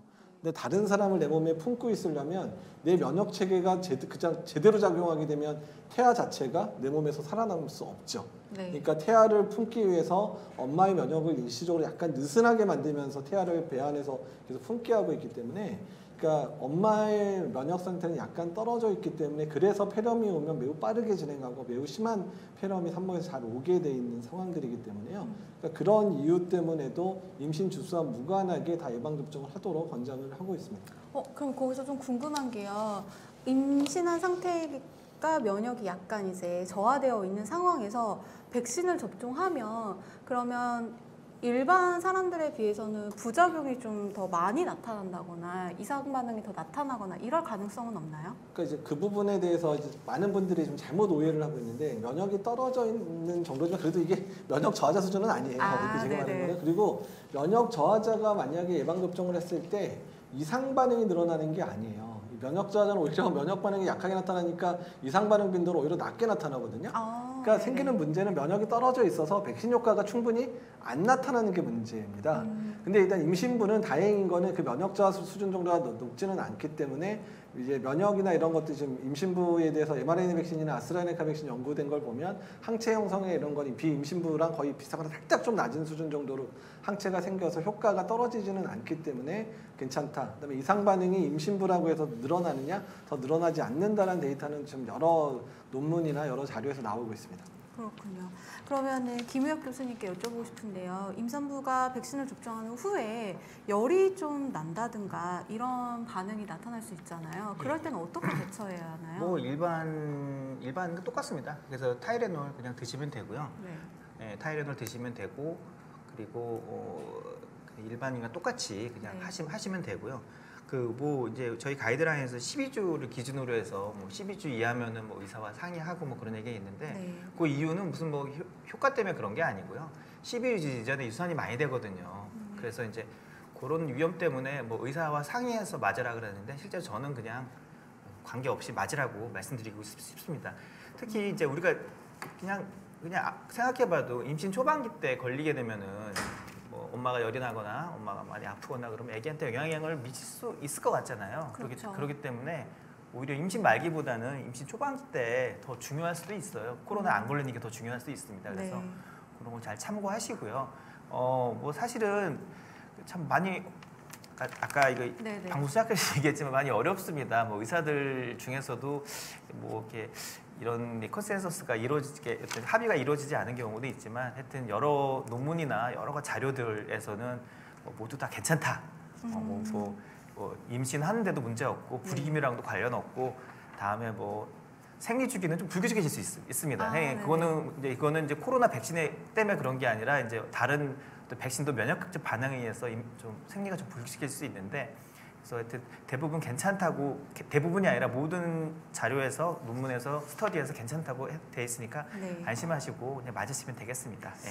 근데 임신을 하고 나서 이제 임신성 당뇨가 생긴 산모라든지 아니면 임신 후에 좀 고혈압이 생겼거나 아니면 임신 중독증의 가능성이 있는 이런 산모들도 백신 접종하는 데 문제가 없나요? 제가 이제 이런 얘기 되게 많이 들었는데 네. 이런 사람일수록 더 맞아야 됩니다. 사실 이런 사람이 더 맞으면 되고 저는 뭐 이재갑 교수님처럼 그렇게 아주 심각한 환자를 보지 않아서 그런지 모르겠는데 제가 본 환자 중에서 최근 10년간 단 한 명도 백신을 맞으면 안 되는 사람은 본 적이 없습니다, 진짜. 예. 산모여도. 예, 산모뿐만 아니라 그냥 네.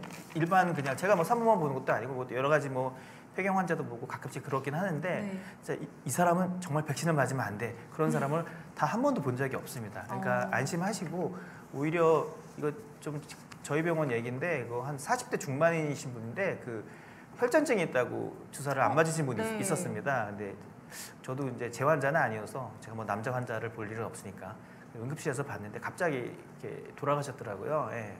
뭐 아무 조치도 잘 못 취하고 근데 알고 봤더니 이제 백신을 안 맞으셨던 분인데 네. 오히려 이렇게 다른 병이 있으신 분들이 오히려 더 챙겨 맞아야 되는 게 맞지 않나 그런 생각을 좀 하고 있습니다. 네. 네, 일반적으로 이제 생각을 했을 때 내 몸이 좀 안 좋다라고 하면 뭔가 백신도 맞으면 안 되고 몸을 좀 편하게 쉬게 해줘야 된다고 생각하는데 오히려 그럴수록 더 적극적으로 맞아라. 그렇습니다. 네, 이재혁 교수님 굉장히 격하게 고개를 끄덕이셨거든요. 아니, 기저질환이 있는 분들이 접종을 더 해주셔야 되거든요. 기저접종이 하나씩 늘 때마다 그 만성질환들이죠. 연세가 많으신 것까지 1인데 하나가 늘 때마다 사망률이 몇 배씩 올라가요. 그 기저질환 하나인 분하고 2개인 분하고 3개인 분하고 사망률 자체가 아예 다르게 나타나거든요.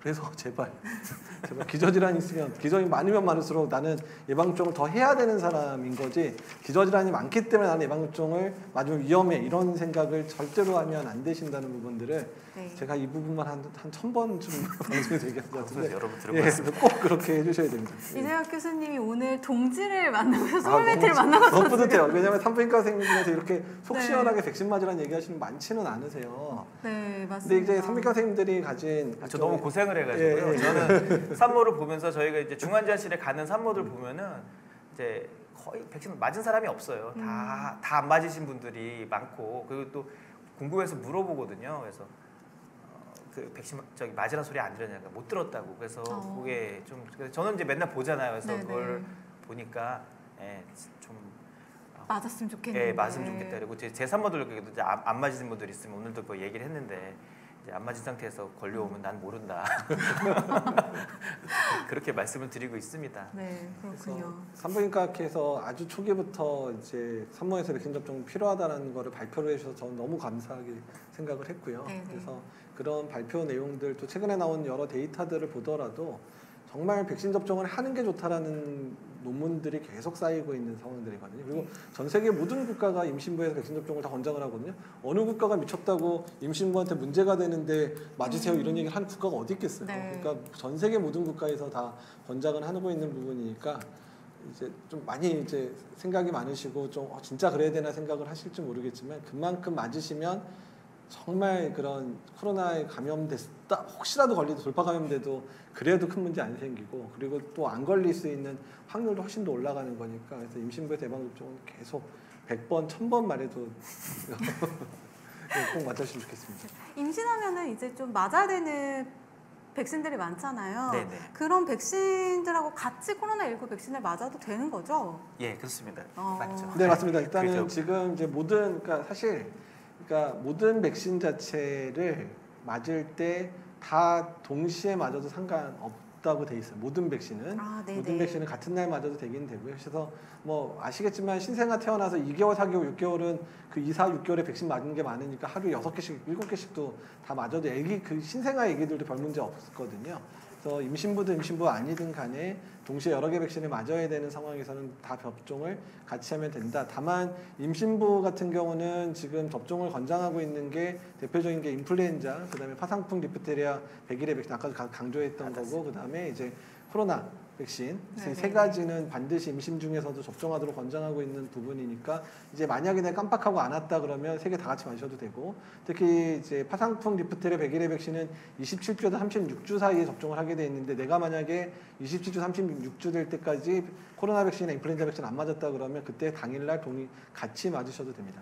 네, 그렇군요. 요번에 조금 더 팩트체크스러운 질문을 좀 드리려고 하는데요. 요거 맞다 아니다로 대답해 주시면 좋을 것 같습니다. 청소년 백신 접종은 성인 백신 접종 주사 바늘보다 더 얇은 바늘로 한다. 아닙니다. 아닌가요? 단호하게 아닌가요? 왜냐하면 이미 지금 그 백신용으로 만든 주사 바늘 자체가 바늘 중에서 제일 얇은 바늘에 해당되는 거로 접종을 하고 있거든요. 더 얇게 하기도 어렵고요. 또 너무 얇게 하면 지금 화이자나 모더나 백신 다 지금 분주를 하고 있고 지금 화이자는 막 그냥 분주를 해야 되는 상황인데 분주할 때 잘 안 나와요. 그래서 어차피 얇은 바늘 맞추니까 소화라고 해서 뭐 어른 거랑 똑같은 거 쓰다고 더 아프고 이런 건 아니니까 너무 걱정 안 하셔도 됩니다.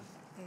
요것도 좀 궁금한데요. 영국에서 코로나19에 감염된 이후에 모유색이 녹색으로 바뀌었다더라 이런 이야기가 있거든요. 이거는 사실인가요?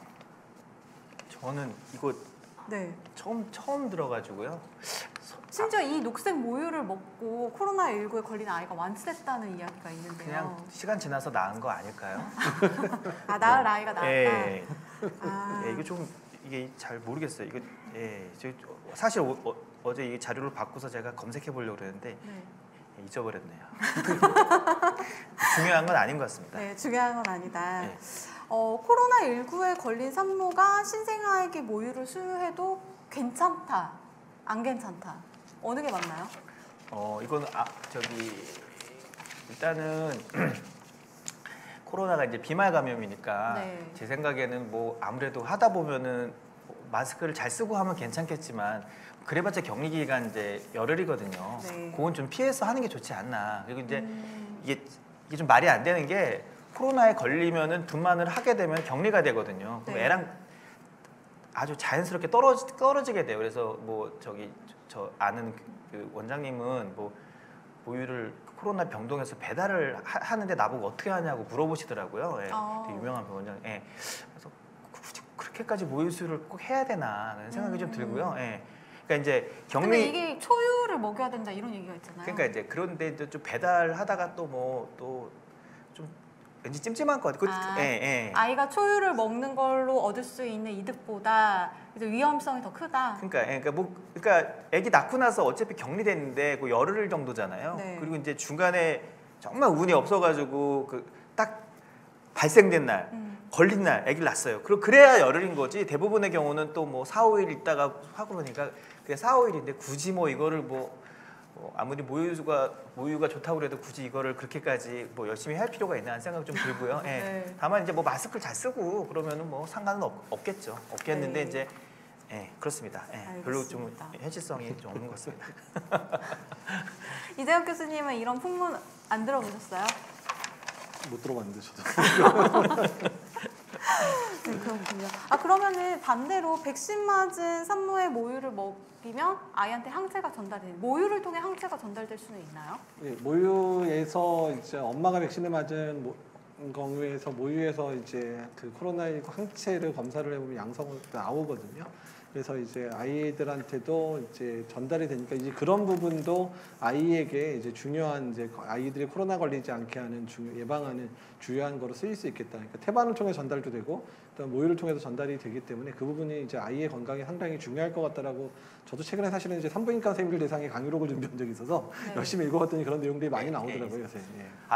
제가 한 가지 아까 말씀드린 것 중에서 이제 저 이제 처음에 코로나 수술을 했을 때 되게 궁금하잖아요. 모유에도 코로나가 나오나? 뭐 그런 네, 예, 그거 아마 그것 때문에 누가 질문한 것 같은데 안 나와요. 예, 모유를 통해서 모유에서는 코로나가 나오진 않습니다. 네, 그리고 네. 이제 뭐 먹는다고 그래가지고 애가 걸리거나 그런 거 아니니까 아마 그런 의도로 질문한 것 제가 생각해보면 그럴 것 같네요. 그래서 네네. 현실적으로 불가능해도 내가 이제 코로나에 걸렸는데 격리가 해제됐는데 우리 애기한테 되게 걱정을 하시더라고요. 모유 수유를 해도 되나 그런데 그건 괜찮습니다. 오히려 이제 코로나에 걸려도 뭐 항체가 생기는 경우도 있고 안 생기는 경우도 있고 제가 지금 좀 조사를 하고 있는데 그런데 오히려 이제 그 코로나는 안 나오고 코로나 항체는 모유에서 나오는 것 같은 그렇게 생각이 듭니다. 그 확진 산모들 많이 진료하시다 보면 공통적으로 산모들이 하는 질문이 있을 것 같아요. 교수님에게 어떤 질문을 가장 많이 들으셨어요? 이제 제일 많이 하는 게 그겁니다. 이제 뭐 애기한테 가냐, 애기한테 전염이 되냐 그런 거 잘 물어보고 근데 이제 우리 산모들은 이제 아기를 낳아야 되잖아요. 그런데 이제 병원에서 이제 지금 참 이게 어려운 게 각 병원마다 다 가이드라인이 달라가지고 이제 음성 확인서를 받아오라는 병원이 아직도 있더라고요. 그래서 근데 사실은 제가 보면 한 2달까지 양성 나온 사람 보고 저번에 한 경우는 1년 전에 걸렸는데 양성이 나왔어요. 그래가지고 이게 뭔가 의심이 들기도 해. 제 감염인지 제 양성인지. 근데 또 항체 검사를 하니까 또 항체 나오더라고요. 아무튼 그래가지고 그 산모들이 제일 걱정하는 거는 그 병원에서 나를 받아줄지 다시 저한테 와야 되는지 그런 거 제일 많이 물어보고요. 그래서 저는 이제 뭐 병원은 제가 어떻게 할 수 있는 건 아닌데 웬만하면 제가 뭐 대학 교수들은 많이 아니까 전화 걸어서 괜찮다고 얘기는 해주는 경우도 많은데 웬만하면은 그거는 제가 어떻게 조절이 안 되지만 이제 애기한테 뭐 감염은 절대 되지 않고 애기는 문제 없다 그런 얘기는 제가 많이 해드리고 있습니다.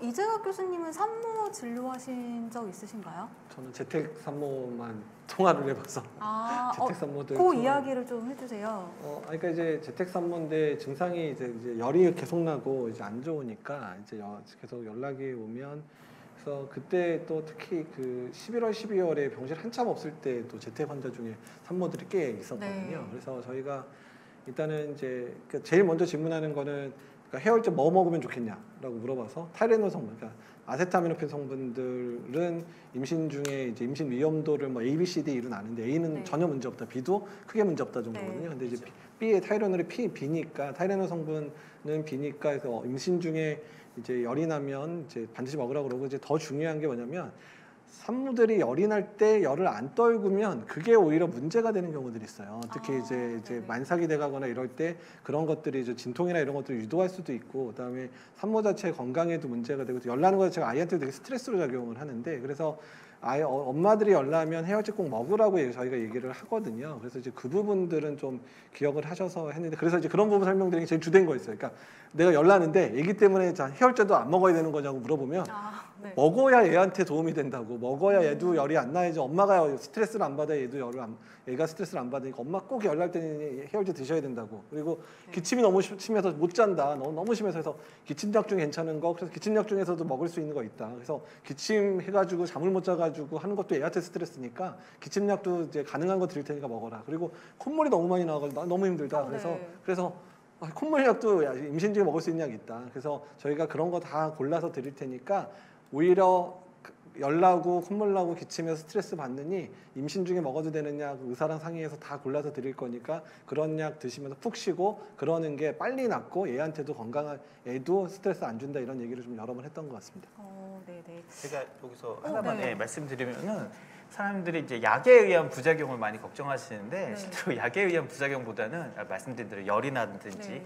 기침을 하든지 그런 거에는 부작용이 사실 더 심각합니다. 실제로 우리가 임산부가 절대 먹어서는 안 되는 약은 그렇게 많지가 않습니다. 다 많지가 진짜요? 거의 많지가 않고 대부분 그렇게 위험한 약들은 이제 금지돼 있거나 다 잘 알려져 있는 약들이고 그렇습니다. 그래서 약에 의한 부작용보다는 어떤 이런 뭐 그 신체적 엄마가 스트레스 받는 게 훨씬 더 나쁘니까 이거는 뭐 꼭 코로나뿐만이 아닙니다. 그래서 아까 말씀드렸지만 열이 나면은 임신 초반기 때는 척수기형 같은 게 생기거든요. 그래서 네. 뭐 임신 초반기 때는 뭐 이제 사우나나 그런 거 하지 말라고 그래서 말씀을 드리는 거고, 이제 임신 후반기 때는 뭐 진통이 그러니까 엄마가 뭐 열 나고 막 그러면은 애가 이거 도저히 못 참겠다, 나와야겠다 생각을 하는 거예요, 지가. 네. 그러면 그게 이제 진통이 되는 거죠. 이제 그렇게 되는 거니까 하여튼 그 증상을 잘 하고 그 약이 뭐 대부분 안전하니까 네. 그 약을 잘 드시면은 될 것 같습니다. 제가 임산부들의 이제 커뮤니티를 요새 좀 잘 보고 있습니다. 네, 거기에 이제 그런 이야기가 있어요. 임신한 사람이 열이 나면 안 되는 이유 중에 하나는 열 때문에 양수가 되어져서 아이한테 영향이 가기 때문이다. 이런 이제 풍문이 있거든요. 이건 사실인가요? 그러니까 아까 말씀 잠깐 드렸지만 그 여러 가지 미국 연구에서는 그 이제 임신 초반기 때 네. 이렇게 사우나 같은 거 가지 말라고, 그래서 실제로 이제 연관성이 증명이 됐습니다. 그게 그래서 그래요? 그래서 그게 아주 틀린 말은 아닐 것 같네요. 그래서 데워지게 되면은 이제 애가 여러 가지 기형이 생길 수 있으니까. 아니, 근데 이게 체내에 있는 양수인데 데워진다고 하더라도 그렇게 막 올라가진 않을 것 같은데. 하여튼 뭐 그렇습니다. 아, 그런가요? 그러려면 올라가요. 아, 올라갑니까? 예. 아, 신부 온도가 올라간다는 이야기네요, 그러면? 열날 때 소변에 하고요. 열나지 않을 때 소변 온도를 재면 네. 열날 때 소변 온도가 높아요. 양수는 그래요? 양수는 애기 소변이니까 뭐 연관이 있겠네요. 아, 그렇군요. 아까 그 백신 접종 이후 이상 반응 얘기할 때 부정출혈이나 생리주기가 좀 바뀔 수 있는 이야기를 잠깐 하셨는데 네네. 이거는 왜 그런 건가요?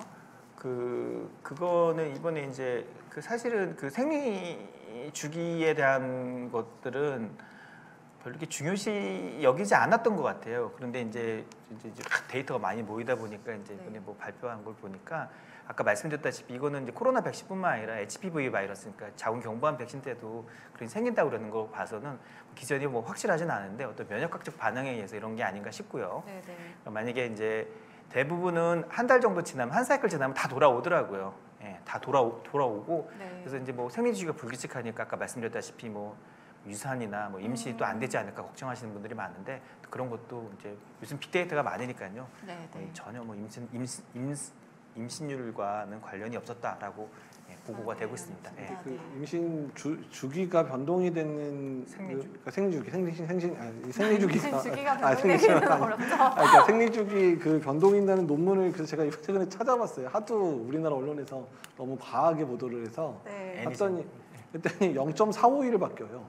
하루 0.45일이요? 예, 평균적으로 0.451이 바뀌는, 통계적으로 유의하기는 한 0.451이고, 그리고 말씀하신 것처럼 한두 달 지나면 정상적으로 돌아온다고 되어 있어서 그러니까 임신 중에 이제 부정출혈이라든지 임신 주스 바뀌는 부분들에 대해서 너무 걱정하지 말라고 그러고, 이 논문 나오자마자 영국의 의사협회에서 하는 영국 의학 저널 BMJ라고 엄청 유명한 저널에서 아예 뉴스레터를 냈어요. 뉴스레터 내서 그 논문, 그러니까 그럴 수도 있긴 있지만 이게 이제 말씀하신 자궁경부암 백신에서도 그럴 수 있었던 적이 있긴 있다. 근데 백신 성분에 의한 게 아니라 아까 말씀하신 부분 다시 강조하는 부분입니다.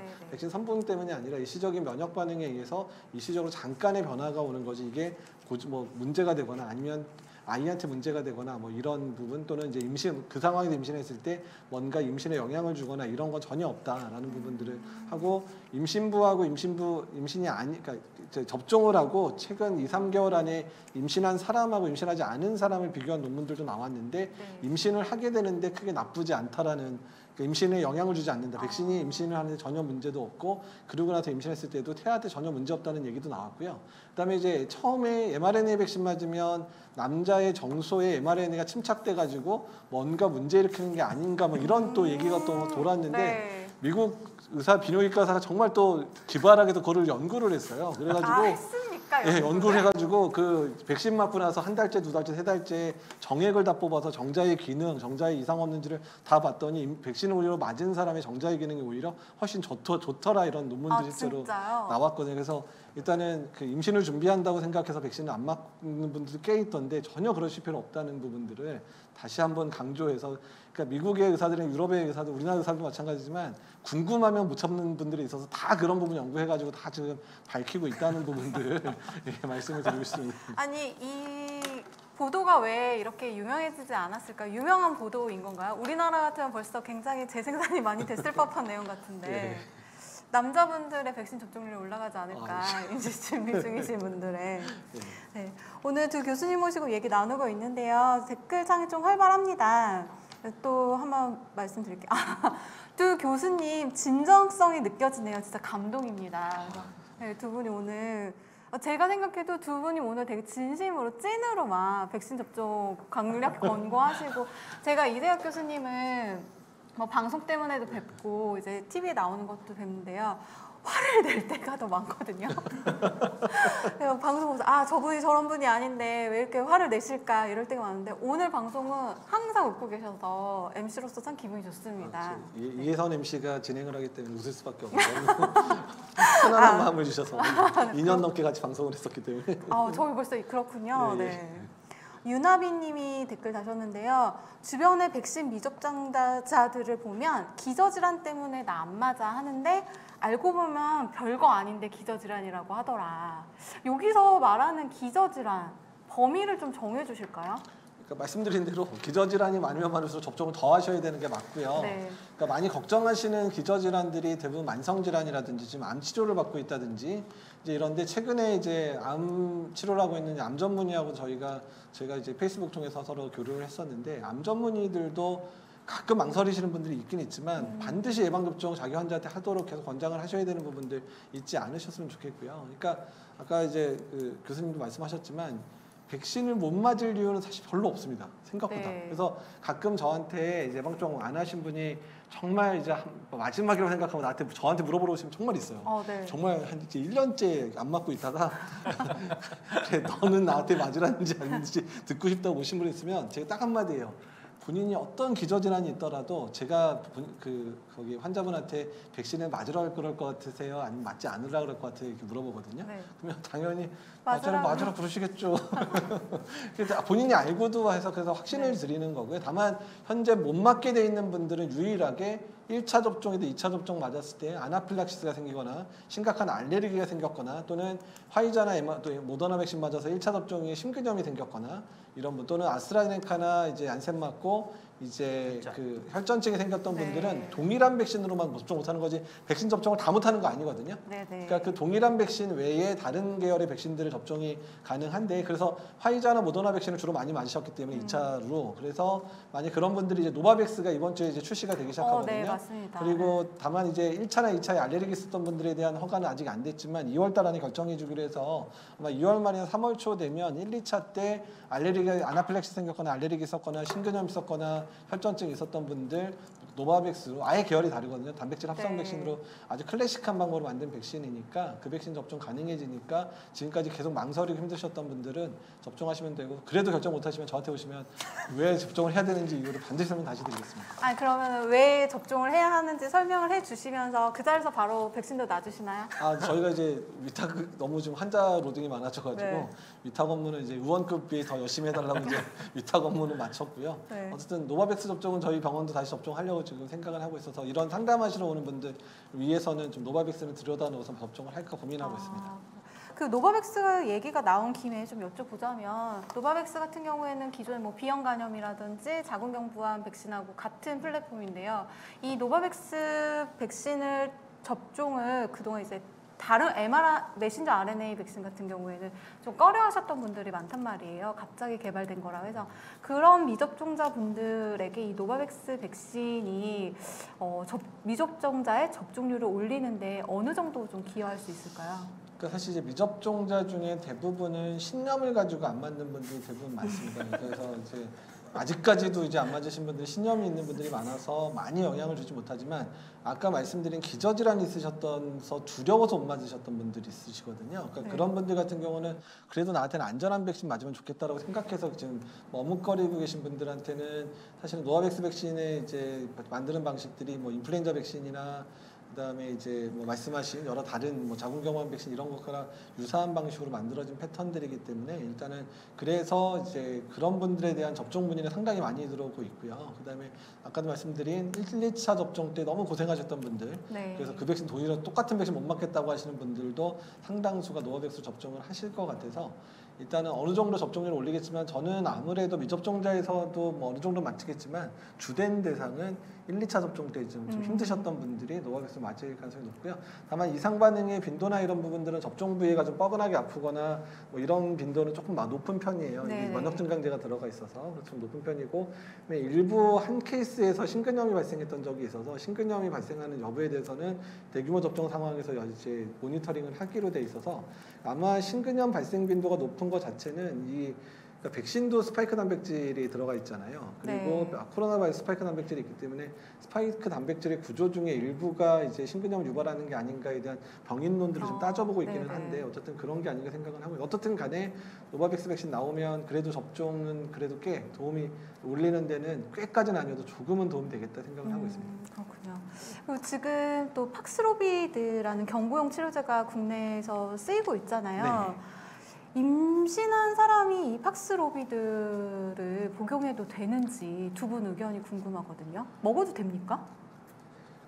그 허가 상황은 임신부에 대해서는 의사와 상의해서 이제 이익이 더 많을 거라 생각이 되면 복용하라 정도까지 나와 있습니다. 아, 이거 굉장히 그 그럼 산부인과 선생님으로서는 어려운 거 아닙니까? 네, 그거 떠넘기는 것 같네요. 그런 상황까지 오지 않도록 백신을 맞아야죠.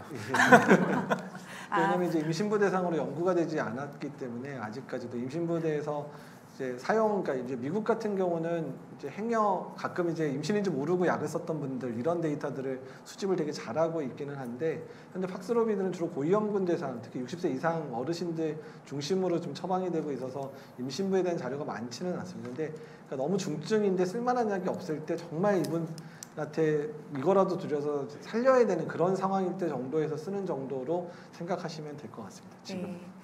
그 노바백스 얘기 한 번만 더 여쭤보자면 혹시 부스터샷으로 노바백스를 선택할 수도 있을까요? 그러니까 지금 부스터샷으로도 아직 허가는 안 돼서 미접종자 또는 1, 2차 접종에서 못 맞았던 분들에 대해서 일단 먼저 허가가 될 것 같고요.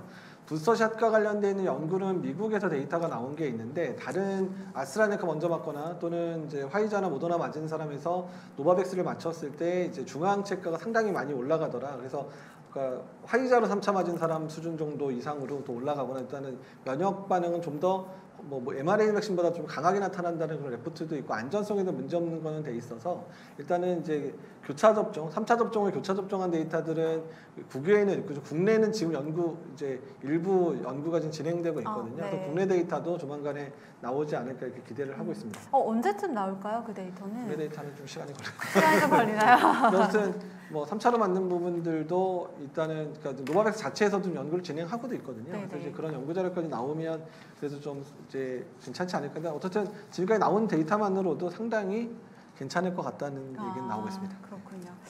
이게 지금 임신을 하고 나서 백신 접종도 걱정을 하는데 일반인 분들까지 다 이렇게 범위를 넓혀보자면 대체 백신을 몇 차까지 맞아야 될까 이 이야기를 하는 분들 있어요. 이제 임신부도 정말 고민해서 이제 3차까지 다 맞았어요. 근데 갑자기 또 이제 오미크론 변이에 대응하는 백신을 맞으셔야 됩니다 하면서 다시 백신 접종이 일어나지 않을까를 또 걱정하시는 분들도 있거든요. 그러니까 이제 이 부분들은 그러니까 사실 이제 이 부분들이 제가 트라우마가 있는데 안티백서들이 댓글을 달았는데 그래 이제감 너는 백신 그렇게 맞으라고 하니까 297차까지 맞아라고 297차. 예, 예. 되게 구체적인 숫자입니다. 그러니까요. 그래서 사람마다 좀 달라서 좀 그게 일관성이 없어 보이긴 하던데. 네. 근데 어쨌든 이제 말씀드리고 싶은 부분은 이제 3차 이후부터는 이제 고위험군, 그러니까 면역 저하자 그룹, 고위험군 그룹, 그다음에 이제 건강한 그룹들을 나눠서 이제 결정하게 될 가능성이 상당히 높습니다. 그래서 일단 현재까지 4차 접종이 결정된 대상은 면역 저하자입니다. 그래서 면역 저하자는 그러니까 왜 이제 그런 논리가 됐냐면 면역 저하자가 3회까지 접종을 한 것 자체가 면역이 떨어지지 않은 분의 2번 접종한 것보다도 효과가 떨어집니다.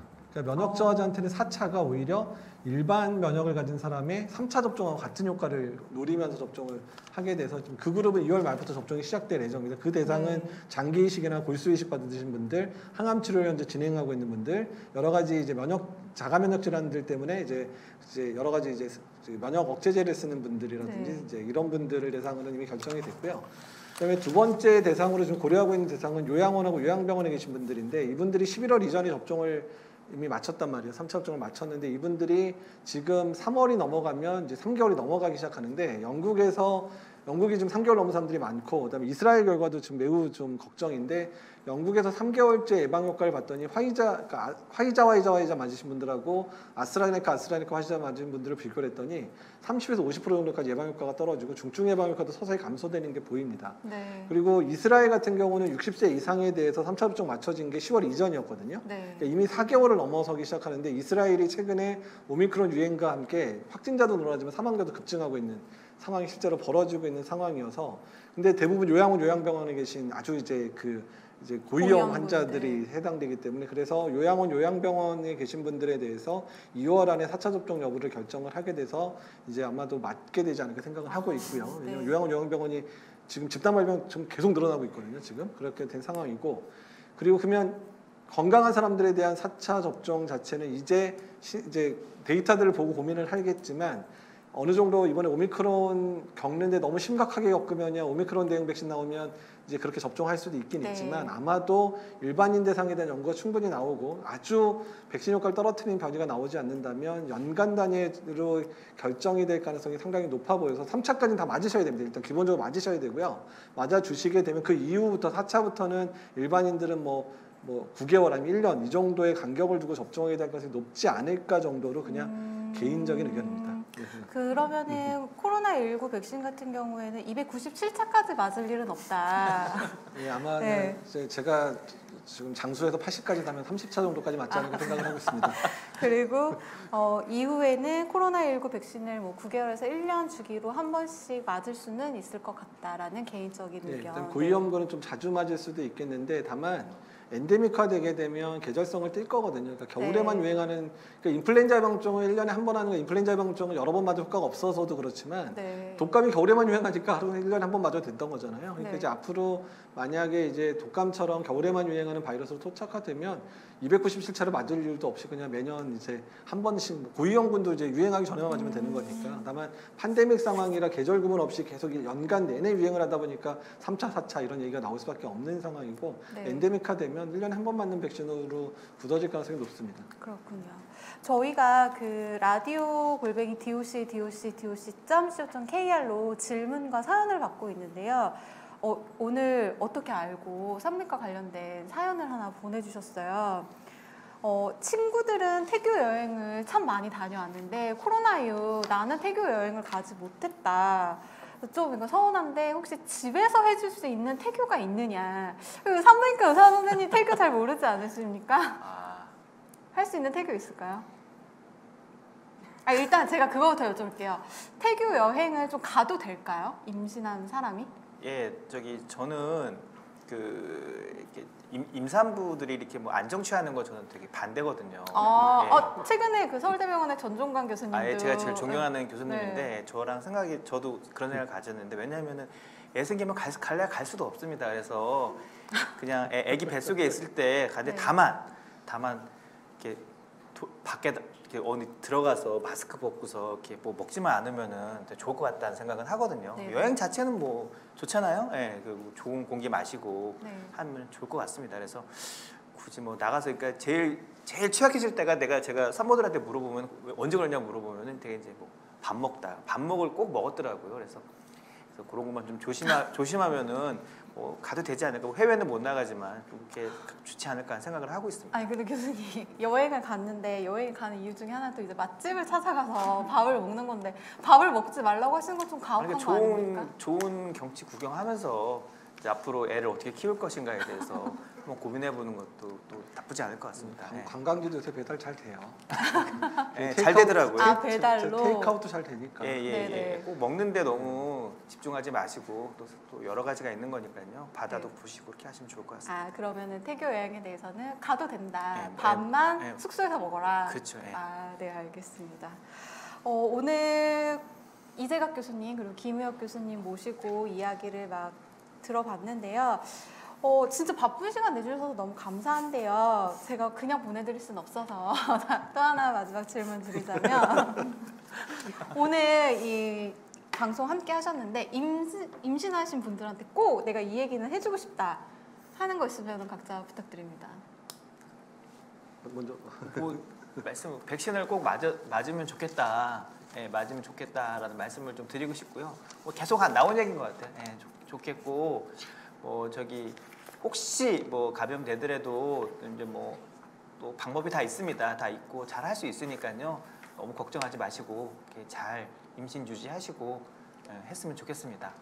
그리고 또 이제 워낙 확진 산모를 많이 받으시다 보니까 같이 일하는 동료분들에게도 하고 싶으신 말이 있으실 것 같은데요. 예, 사실은 제가 이제 코로나 뭐 분만을 많이 했지만 사실 제 혼자 한 건 아니거든요. 이제 병원에서도 뭐 원장님이 이제 많이 도와주시고 그다음에 또 소아과 저 때문에 고생하는 저희 소아과 선생님들도 있습니다. 예, 있고 또 다른 산부인과 분만실 선생님들도 있고 이게 어떻게 된 게 이제 다 제 이름으로 나와가지고 저만 어떻게 포커스를 받는 거 되게 죄송한데 마취과 선생님도 계시고 그래서 이렇게 많이 도와주시고 그래서 항상 고마워하고 있습니다. 그리고 이렇게 또 덕분에 우리 병원이 국민건강보험 일산병원이 또 이렇게 좀 이름을 좀 날리게 돼서 많이 몰랐는데 많이 유명해졌더라고요. 그래서 네. 되게 많이 고맙고 감사해하고 있습니다. 앞으로도 좀 더 도와주셨으면 좋겠습니다. 네. 감사합니다. 이재각 교수님도 제가 이제 아들 셋의 아빠거든요. 그러니까 그래서 아들 셋 다시 얘기하겠습니다.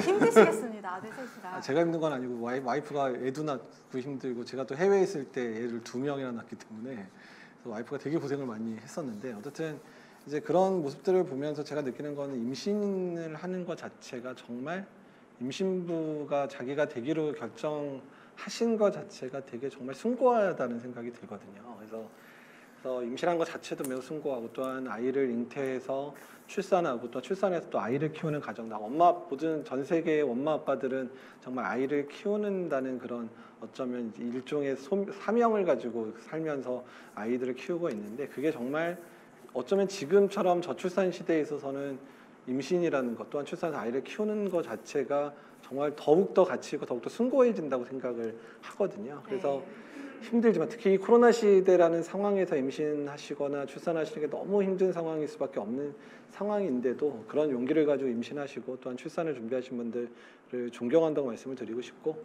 또한 여러 제도들이나 이런 것들이 임신부한테 너무 불리하게 돼 있는 분들이 많습니다. 특히 출산할 때도 정말 애써서 마련 이렇게 지금 김 선생님 같은 분들이 노력해 주지 않으면 임신부들 출산도 어렵고 그런 상황들에 대해서 이런 부분들 개선하기 위해서 의사들이 또한 그런 전문가들이 계속 노력을 해서 이런 코로나가 계속 유행을 하더라도 임신부들이 임신하고 출산하고 아이를 키우는데 크게 어려움이 없는 세상을 만들기 위해서 계속 노력을 하도록 하겠습니다.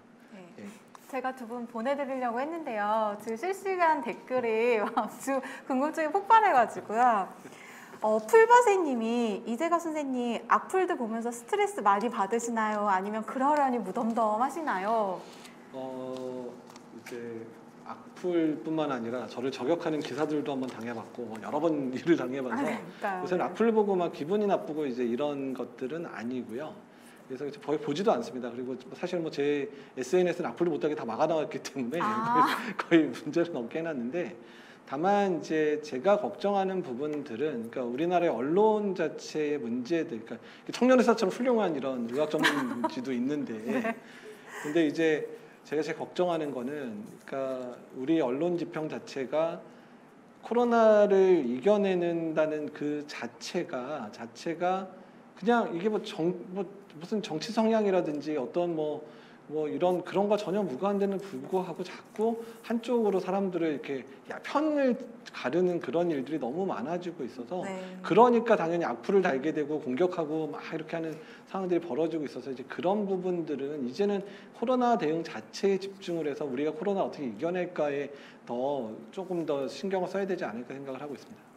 풀바세님이 하나 더 질문하셨는데요. 이건 제가 답변 드릴 수 있을 것 같습니다. 이재갑 교수님 원래 저렇게 말씀이 빠르신가 아니면 방송 때만 그런 건가 궁금합니다 하셨는데요. 그냥 평소에도 좀 빠르십니다. 네, 워낙 이렇게 속도감이 있으셔서요. 네, 그거는 궁금증이 해결되셨을 것 같고요. 어떤 분이 이재갑 교수님께 데스노트 안 쓰시냐고. 데스노트를 절대 쓰지는 않고요. 네. 제가 하는 거는 그냥 전화 받기 싫은 사람은 차단을 하는 거. 페이스북에 이상한 글 남기는 사람은 영영 다시 안 보겠다고 차단을 하는 거라고. 저는 코로나가 어느 정도 안정되거나 제가 이제 언론에서 잊혀져도 되는 시기가 되기를 기다리고 있고요. 그러면 그때 제가 차단한 모든 기자분들 다 풀어드릴 거고요. 그다음에 제가 지금 차단했던 모든 댓글창 다 열어놓을 거니까. 그래서 제가 제발 언론에서 제가 사라질 수 있는 그런 권리를 누릴 수 있는 시기를 빨리 좀 우리 노력해서 만들어줬으면 좋겠습니다. 네, 김우혁 교수님에게도 왔는데요. 방송 출연 자주 하시면 좋을 것 같다고요. 이번 방송 출연 이후에 요청이 많이 올 것 같다. 너무 귀여우시다고 합니다. 아닙니다. 두 분 앞으로 이렇게 커플로 같이 캐스팅 되시는 경우 있지 않을까. 처음 뵀는데 너무 그쵸? 너무 감명을 받아서 제가 출연하는 방송에 자주 부르라고 그냥 작가들한테 이름을 넘겨드리겠습니다. 네, 앞으로 또 방송에서 많이 뵙겠네요. 제가 제가 이 삶이 좀 언제 올지 모르는 그런 삶이 있어가지고 산모들이 언제 올지 몰라가지고 제가 사실 많이 불안해가지고. 그러시구나. 저는 오늘 원래 이재갑 교수님의 소울메이트는 정재윤 교수님인 줄 알았는데 오늘부로 바뀌지 않을까라는 생각도 좀 들거든요. 정재윤 교수님, 영광입니다. 네, 긴장 좀 하셔야겠습니다. 네, 좋습니다. 혹시 마지막으로 김우혁 교수님은 코로나 시대에 태어나는 아기들한테 한 말씀 해주시죠. 아기들한테요? 이거 원래 대본에 없던 거. 오늘 굉장히 대본에 충실했습니다. 네. 제가 산모한테 신경 쓰라고 애기한테까지 그러니까 뭐라고 그래야 되나? 그러면 산모와 아기 두 사람 모두에게 한 말씀 해주시죠. 제가 이거는 이제 산모도 이제 결혼하신 분들이 많은데 결혼을 하면은 사실 이제 해서 아기를 가지시는 분들이 많은데 최근에 결혼하신 분들은 신혼여행을 다 못 가셨더라고요. 그래서 그렇죠. 사실 신혼여행 없는 결혼식이 과연 결혼식에 대한 의문이 좀 드는데, 그래서 하여튼 얼른 코로나를 이기고 좀 넘어가서 이렇게 다 같이 저 해외여행 좀 결혼 못 가시는 그 산모들은 좀 결혼 뭐 아니라 결혼했는데 신혼여행 해외로 못 가시는 산모들은 꼭 해외로 꼭 아기 데리고 언젠가 한 번쯤 꼭 놀러 가는 날이 빨리 왔으면 좋겠고요. 그리고 이제 산모들이 자체가 힘들거든요. 이렇게 뭐 숨쉬기가 힘들어요. 코로나 아니어도. 근데 마스크 쓰면서 뭐 허걱거리면서 걸어다니는 거 보면 많이 안 됐습니다. 그래서 얼른 마스크를 벗고 우리 일상으로 돌아갈 수 있는 날이 빨리 오기를 좀 진짜 바랍니다. 근데 이재갑 교수님 제가 기사를 열심히 읽었는데 점점 이렇게 뒤로 뒤처지는 것 같은 생각이 들더라고요. 예. 그래서 그런 시절이 좀 빨리 왔으면 좀 제발 좋겠습니다. 예. 네, 알겠습니다. 네, 봄바람님이 마지막으로 이재갑 교수님한테 악플은 예수님에게도 있을 거예요 라고 해주셨고요. 영우님이 진정성이 느껴지는 교수님들 말씀 감동이었습니다. 오늘 방송 나와주셔서 감사합니다 라고 해주셨습니다. 네, 저도 오늘 바쁜 시간 내서 저희 코안심TV 찾아주신 두 분께 너무 감사드리고요. 지금까지 한림대 강남성심병원 감염내과 이재갑 교수님, 일산병원 산부인과 김우혁 교수님과 함께 방송 진행해봤습니다. 오늘 너무너무 감사드립니다. 네, 감사합니다. 네, 감사합니다. 네, 서울시 코비드-19 심리지원단과 나는 사다가 함께하는 코로나19 특별 생방송 코로나19 오미크론 위기 대응 무엇이든 물어보세요와 함께하셨습니다. 지금까지 저는 청년의사 이혜성 기자였습니다.